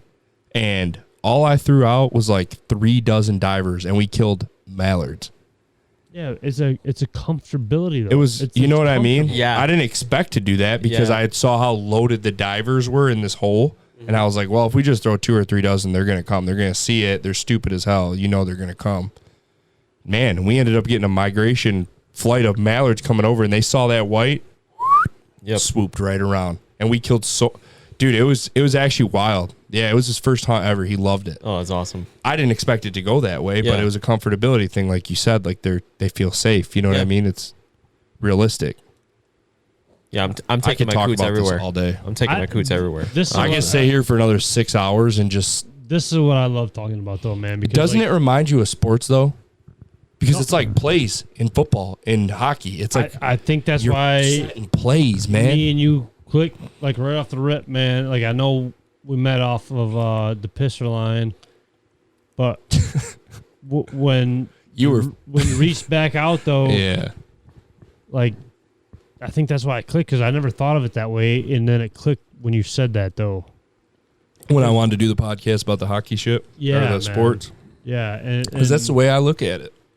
It makes a lot of sense. That's though. why I like being. Yeah. It's That's a lot. It's a lot of. But if you look at me, like the way I am, you've gotten to know me well now. Like Right. everything I do is like it relates to sports. Like I like being on a team of guys that take it serious. That are Right. we're all putting in the effort in scouting. We're all bleeding and crying and fucking doing everything together. we ain't all fucking, man. You know what I mean? No, we ain't fucking, but No, I mean, we do the fucking. You know, but yeah, I think that's why me and you like. 100%. You know what I'm saying? But you got any other questions before we get on another tangent? let's see what we got here. Spinners in the field. What's your thoughts? I own 5 just for the field. I own 6. Do you? Yeah, more Really? more the merrier. More the merrier. Okay. Ducks just stupid. Really? So Oh god. So I've never shot a duck in a field. Really? Your year, bud. So I will say I've this. never shot a duck in the Oh, field. you'll do it this year. I will. But say I don't. this. I don't field hunt as Yeah. much. you Well, know? yeah. That's according. It goes back to like the goose calling, right? When you field hunt or dry field hunt ducks, you're not in a refuge, man. A couple quacks and some spinners out in the field, They're done. and you're okay. Yeah. Ducks. I will say in a field though, like ducks give it up. Yeah. In a dry field like, with spinners, they give it up more than geese, like times 10 ever will. Oh yeah. but you don't have to do the whole refuge feed style. No. Yeah. call. You don't need that, man. As much as I love doing it, as much as I love doing it, you don't have to. But You you can throw- literally throw a feeder and a quack and another feeder and a quack, and it's they're going to done. be belly And up. they're- Yeah. Really? Dumping, man. Yeah. Oh, I'd They're love to hear that. dumping. You don't even have to put duck field decoys out. You literally can run like 2 or 3 No, spinners really? and be straight. Yeah, 100%. They do it so dirty. I love, and my favorite thing in early season is when we get the ducks fly in and just when it's slow and just fucking with them. And just quacking nonstop, and they're just Not even a circling and spinner. circling, and no spinner, and it's all geese decoys, and they're just Oh, it's- I need to see that. You I know- love need to it. see It's it. cool, man. Hey, it goes back to the confidence. Their confidence with the geese. Yeah, because they know geese are territorial. They know geese aren't going to So let no other predator come in when there's that They're many. good They with- know that. Yeah. You know. The ducks, man. Yeah, more spinners the merrier. You don't have to call like you're on stage. Just let them do what they're gonna do. And mind you, ducks are ducks. They might circle you 20 times and bounce out 400 or 500 yards, but they're gonna swing right back around. Yeah. They're just doing their Yeah. own thing, man. You outside? No, did Lou take Dixie? Yeah. Oh, did she? All right. I was like, I ain't seen her. I didn't know if she was out no, there. she She would have been whining. yeah. No, but duck's gonna just do duck things, man. And that's the end of the story with all that. Like people get all worked up. Why don't they finish? They're just being ducks, man. Ducks are Like, ducks, man. Like They piss you off, and I was and just you love telling them him the at same time. pond we got permission on, really big, like 3-acre pond, beautiful. It's got tons of cattails and phragmites that are overtaking the cattails now, but tons of food around. And they don't choose that pond. They choose a creek that's right next to that pond every time. My uncle's? No, Oh. no, in that area. Yeah. But Hey, don't be saying names, man. Don't be whispering. he's not. saying my uncle. He's messing with you. Listen, they choose that little ass creek every time, and they chose it. They chose it yesterday when I was out there with the dog. They chose it. There's what, 60, 70 of them. I was telling him it was one of the biggest flights I've seen this September, and I wailed on that call. And I tried to get them in. We hid. We did everything, but they love that little. I don't know. Was they it- just do. Was it a GK call? Yeah. Was it? Yeah. No. Yeah. No, it wasn't. It had nothing to do with that. I seen it all last No, year when I'm I'd just- come home. Yeah. I just want to know if you were like blowing that call. Is what I'm saying. Yeah. Like, Blowing the element.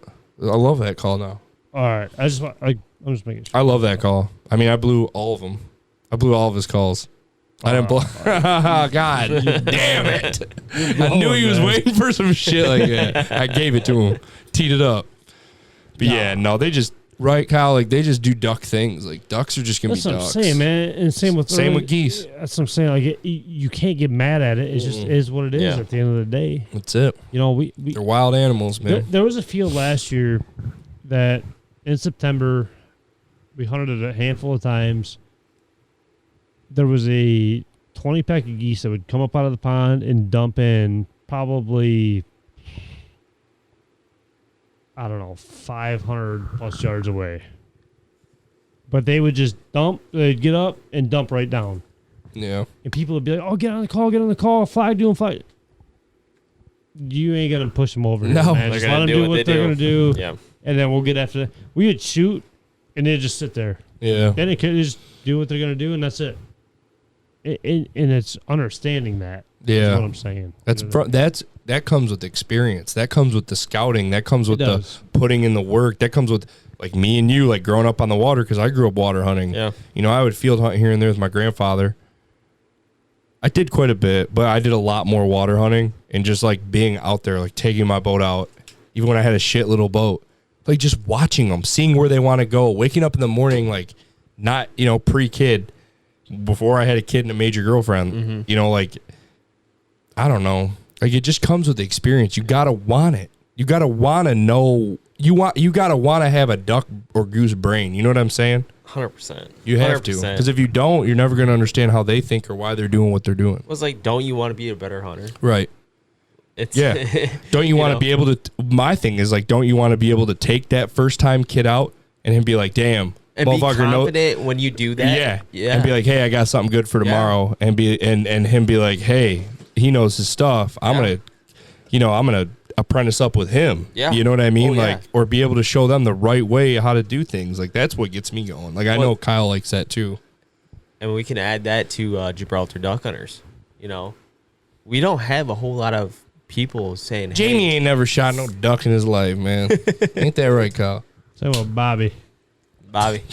Bobby ain't shoot no bird. He just- Bobby. No, Talking I've heard some shit. stories. A Bobby? Oh, yeah. Bobby ain't I no- bet. Bobby ain't never Bobby- shoot no gun, man. Bobby and OG. Hey, you should have seen him at the shoot, though. He did pretty good. Did Did he? Yeah. No, Rick did pretty good, too. Did he? Yeah. I will say, Both those man, guys, when you see them shoot, you're like, yeah, They're legit. yeah. I will say Some OGs. that you know, it's pretty crazy the friendships that you gain. You know, it's not just about the giving back of it all, but the friendships that you gain through it is pretty special. 100%. I tell you that all the time. No, I'm you like, do. even You if do. now that we've gotten to know each other's past 4 or 5 months, Mhm. and how similar we are, and like even meeting all the other guys, you know, Jake, Mitch, everybody, it's like it's not that I don't care about the hunting part, but it's like it's like, to me, it's like family now. Like, even if we didn't 100%. hunt, even if me and Kyle didn't hunt, or I stopped hunting, or vice versa, whatever, I'd still be with Kyle every weekend, or you know what I mean, like hanging out. Like, That I don't is- know. That's what's special to me. Yeah. It's not all about the hunting at That all. has been a crazy event to where when you move back, and we barely even knew each other. Yeah. But at the same time, we knew each other for life, though. Yeah. You know what I mean? 100%, It's- man. It's been So I tell him, I'm like, when you're been pretty family, bro, crazy. you're like, he says the same thing. You're family. That's it. You Yeah, know, yeah. like his sister watches my kid when we need her to. Like, Jake is awesome with my kid, his brother-in-law. Yeah, I'm thankful, man. I'm thankful to have met these guys, because they really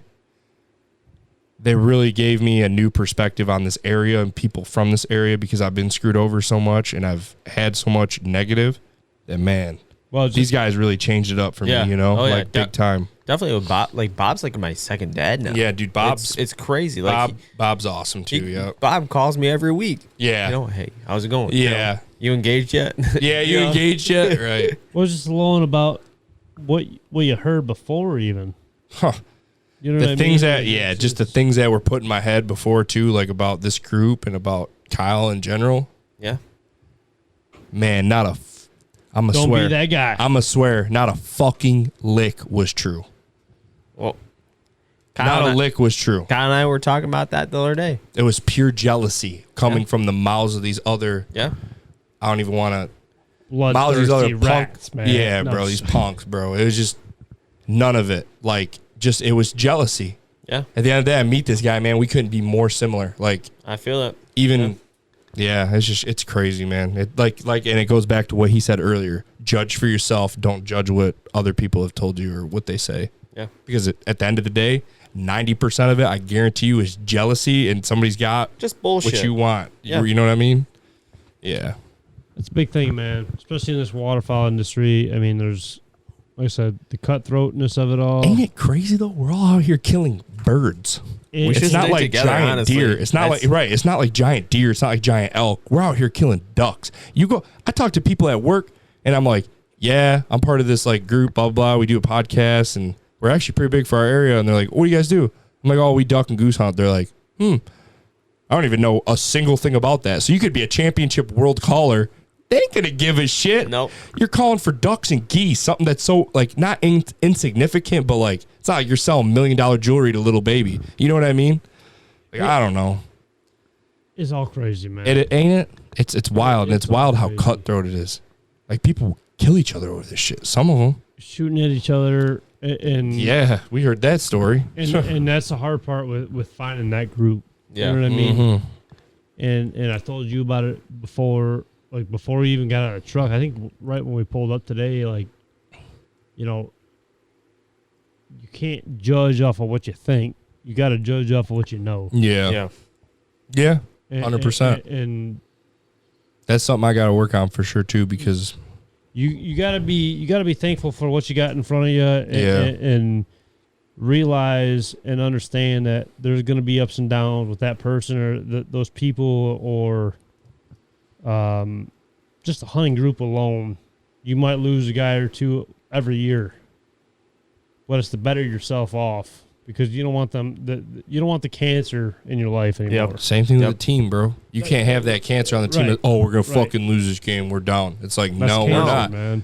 Fucking buck up, hunker down, and we're gonna grind this thing out. Yeah. You know, Right, you can't have no cancers on the team. That goes back to everything we said earlier. right. You got anything else, Chris? No, I'm just grateful for you guys, you know. Yeah. Like the relationship that we've created, you know, through Point Malay and Gibraltar and everything like that. I think it's going to grow. I think it's solid, and I think we all need to stay on the same operating rhythm. Oh, definitely. Stay in touch. You know, keep following up with each other, and just trying to make this area what it used to be. 100%. How much us three love it. Yeah. Man, this could go a long way. And then what we were talking about trying to bring to this area, which we ain't gonna say it on here, but we're trying to bring that. If we can get, Yeah, me and you got something big coming. I mean, if we can get that going, bring you on. I mean, I don't think I talked to you about it, but Yeah. yeah, we did. We talked with them about it. did we? Yeah. Like that's freaking huge. I'm all about it. That is just a conservation piece right there, man. I'm all about it. Yeah. it's a stamp. It's a landmark stamp. Yeah. You know what I mean? Yeah. We're putting our name on the. And we're gonna history keep of pushing, our no area. matter what people say, man. We're gonna keep pushing. Oh, feel for that. sure. One thing I did want to do before we wrap it up is just shout out some of our sponsors, whether it be, you know, just Flipping Bird calls with Mike. I mean, he's been in a couple times. Awesome apparel, awesome people. I mean, you can't ask for more of it. Energetic, Down to earth. loving guy, man. Yeah, Like, man. You want to know something or you need something, he give you the shirt off his back. Yeah. You know, or to the gator decoys with their poles, their extension poles. It's completely different from what people are used to, like around here or Yeah. even up in Bay City. Right. We've seen people walking around with the other sticks and stuff. Yeah. These guys are coming through with some top notch stuff. Yeah, they are. You know, and it's untouched, man. Right. Like you can't top it off over those guys. Yeah. GK called with Glenn. I can't even speak enough about Glenn, man, from meeting him. Even Paul. Even Paul. With the Top Duck. You know, Outfitters, he's yep. He's just starting off at his outfitters. And I can't express enough if somebody wants to go out there and get a diver hunt to be out with Paul. So experienced. And if you need to call, go with GK, with Glenn and the crew. I mean, I've known them personally about a year now. Mm-hmm. Fonz, you've known them. A few months now. And But, man, I almost talk with him it's every day. family, man. Yeah. It's family. And the that's like biggest the thing. biggest thing with these guys that I think we're all like sponsored with is like they're family oriented first. And then everything branches out from the family aspect. You know what I mean? Because other than that, besides family, what else matters? Nothing. You know what If I you mean? ain't got that, man, you ain't got people that got your back. Right. That's the biggest What you thing. got? That's the Nothing. biggest thing. You'd be alone. Migrate Ammunition with the family over there, man, with the shot shells, with the double stack load. I mean, again, this year, I can't even express like the new turkey load this past turkey season and double stack load with the waterfowl. That's untouchable. Yeah. I know we have some Michigan-based companies in this state, but I'm gonna tell you right now, I'm gonna go with Migra any day of the week. Yeah. I I don't want to get too I don't want to get too into it, but you know what I'm saying. Migra all the way though, man. Yeah, 100%. I- Anytime we reach out to those guys, man, they help us out. They're amazing, Yeah. man. And I'll even go with Firebolt with Eric. I mean, with the turkey calls. I mean, he helped out tremendously with this turkey season with his calls and Make some beautiful pieces. Man, he's getting real He's big talented, with it man. all. Real Yeah. big with it all. And you know, Gibraltar Duck Hunters Association, what they do to the community and like Point Moulet. I just can't be more appreciative over the companies that we work with. Yeah, You know, never. Turtle yep. Box now. Yeah. I mean, that's a huge just everything. I mean, yeah. I never thought we'd be in this situation. That's the biggest thing. Just keep our head down. We keep doing the right thing, man. Just that's it. Keep the haters being jealous, man. And keep them, let them be jealous over nothing, bro. What about you, Chris? What you want to give a final shout out or shout out to the festival even? You know, Yeah, Point Malay Festival. We got it coming up September 14th and 15th. You want to add us on Instagram or Facebook? We got a lot going on both of those things. We have the layout shoot. We have the Michigan Duck Hunters tournament, decoy show. Lots of things going on. Dog Youth jump. hunt. Yeah, we have the dog hunt. We have the youth hunt coming up with Gibraltar Duck Hunters Association. I think that's the week after the Point Malay Waterfowl Festival. I think we're all booked up with kids. really 55. sweet. Eh? Yep, 55 Wow, kids. That's awesome. We got some. Damn, that's a lot of kids. Yeah, We're gonna we, try to take some out on a field hunt. Oh, that would be freaking. Oh my god, I'd love that. be awesome. That'd be You awesome. guys can do that. Man, I would love to see, especially the kids that love it Yeah. already. Yeah. Oh my god, I'd love to see them light up. That would be sweet. Yeah, so we got that going on. There's a lot of things going on at the festival. If you're interested, come out. Shoot me a message on Instagram if you're interested. We're getting tight on spots.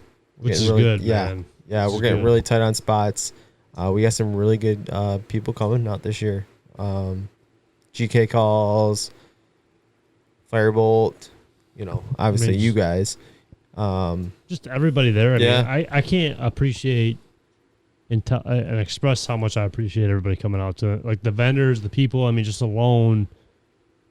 You know, that's what makes the difference in these shows. We went over the amount of vendors that were there last year, right? By like a lot.